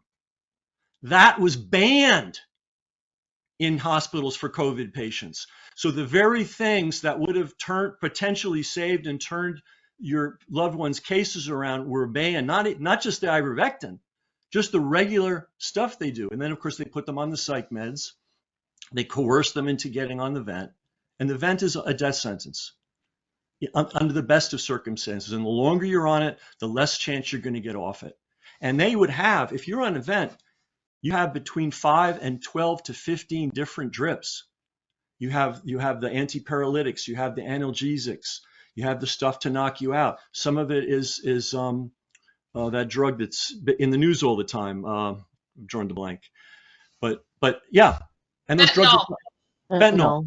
Yeah. So and in New York, again, I don't know the details as much in other states, but sometimes the nurses did not even go in to check the patients at all. They would, hook them up. Sometimes they would have the drips outside the room, and they'd have long hoses going in because they didn't want to go in the rooms. They felt unsafe. So everything that you've said absolutely happened. It happened systemically. It happened around the country. I'm glad you're documenting. I'm glad this group is out there to document it. This book, I think I'm going to get some traction. I'll be on podcasts and stuff. If anybody from your group wants to be a co-guest, anytime I have some if I'm so lucky to have a high profile thing, I'll reach out. We have to hear the patient side. I honestly don't have the patient side here because, but I have it through what the nurses saw. And a lot of nurses saw this. So anyway, sorry to rant on and rave like that, but if you can help with the book, the trolls are already giving it 1 star. If you can go in there and give it 5, that helps. And if you know anybody that doesn't understand what happened in the hospitals, this book will explain it. You don't have to. You can tell them your case, but you can just hand them this book. And it's very well documented. We have 8 different nurses from all different states and Canada talking about veteran nurses, really like super. One nurse used to work in field hospitals in Syria for refugees. She was an air ambulance nurse, like just Rolls-Royce gold-plated, multi-decade nurses. And they were the first ones to push back way back in May. And they paid a personal price for doing it. Anyway, I hope this helps. Yeah, thank you so much, Ken. And I want to thank you again for making your book available for free to everyone that's attending here online today. So folks, don't forget to grab that link. It's in the chat box. And also we put in the chat box the link for the actual Amazon. So, hey, go ahead and purchase it too. Purchase it for your family and friends. But also, like Ken just alluded to, make sure to give it a 5-star review. Some of the trolls are out there already making up bad stuff on there. So make sure to go on there and give it a 5-star review. And definitely make sure to download that right away. So big thanks, Ken, for coming on and sharing that. And as Ken's talking, I'm just in this whole entire meeting today, I'm just shaking. I'm so angry. Like I'm sad. It's sad. I've cried, but I'm also mad at the same time. But I do want to share some feedback. We did actually get this just now from Dar. Says, thank you so very much for having this meeting. I could not believe this is still going on in the hospitals. I thought it was over. We got to all fight this medical mafia, and they should all be in jail or hung for murdering so many of our loved ones. I guess all we can do is keep fighting with all of our might and round up all this evil in our world. Thank you again, Dar. So yeah, I think a lot of us, this is a wake-up call. And I was talking to Nicole the other day, a lot of people in our mask off community, are well aware to the dangers of the vaccine and the vaccine injured and the people dying suddenly and all that kind of stuff with the vaccine. But I don't think a lot of us have any clue the real, injustices and tyranny and the extremely sad. And like I said, I'm very mad and angry at the stories I've heard tonight. So yeah, big thank you to all of you for sharing, to having the courage to share it and for coming on tonight and helping us understand it all. And Nicole, did you want to say anything before we play our wrap up? We always like to wrap up with a little independent music video artist that's kind of in our niche of being COVID truth movement and health freedom. And this video, by the way, this is perfect. He's an angry rapper, independent rapper. He's not going to hear this on Sirius XM. You're not going to hear this on the radio. But he actually is rapping like I feel right now. I'm kind of angry. But before we play the wrap-up video, Nicole, do you have any? Actually, both of our Nicoles. Do we have anything else you want to? Could I say something? Could somebody, whatever the legal resources are for people to protect the living right now, can we make sure that's written down, clear phone numbers, who to call, what to do, like that's crystal clear, and that gets to everybody on this call and in the group, because it kind of went by a little bit fast. Hospitalprotocolkills.com. Right. Go, But write it down, like mail it to everybody. So, and just, do people, had anybody had experience with American frontline nurses? Yes. Okay, we'll talk about them later. I think they're very good. I hope they are. I think they have a lot of experience with this. And then there's Canadian frontline nurses too. I know that in Telegram, the American frontline nurses, they can, I did this, was months ago, so I think they're still doing it, but you could actually go on a Zoom for $5, and it's a Zoom with multiple people, and they have nurses on there, and they will talk you through, medical issues and stuff like that for $5. And I don't know if they're still doing that. That was on Telegram. They have a lot of experience rescuing patients from hospitals. They have a lot of experience sneaking good drugs into hospitals. They have a lot of experience talking to doctors and hospitals and advocating. Nicole Siritek. Everybody should be named Smith. It would just make it a lot easier. But Nicole is, in addition to having been through the mill and really fought it, she also has training in legal nursing issues too. So there are resources for this. We want to make sure that nobody goes through this again. At a minimum, that's just the start. And then the second thing is we go and get these people. I guess there's a lot of Nicoles that are fighting. Go Nicoles. But I didn't want this meeting to end without saying, whoever's watching this, or if you know someone, if you've been injured by a hospital from this, if you know that you survived and you got this treatment, contact us. If you know someone that died from COVID and you have questions, and even if you don't have questions, I would look into it. Get the medical records, but go to medicaljusticemn.org. You can do the contact tab, send your information in, and I will personally be contacting you. So if you know anyone, or if you are someone, please reach out to us. We will help you and we will give you support. Great. That's what's needed. Thank you so much, Nicole.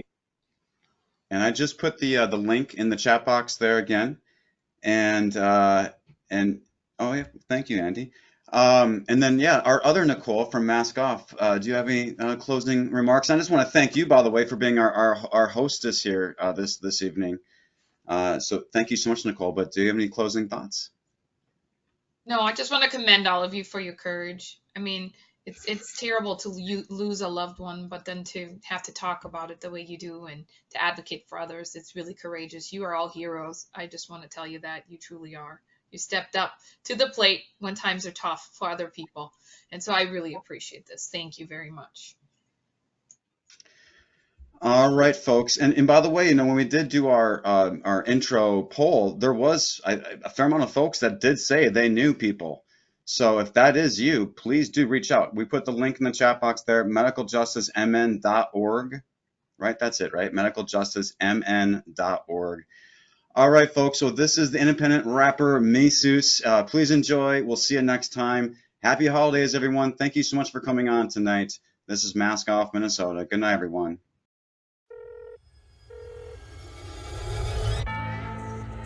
COVID-23. Here we go again, roll the show again. Here we go again, roll the show again, COVID-23. How many people? Yeah. Here we go again, roll the show again, COVID-23. How many cowards we got in this country? Guess we gon' see. Here we go again.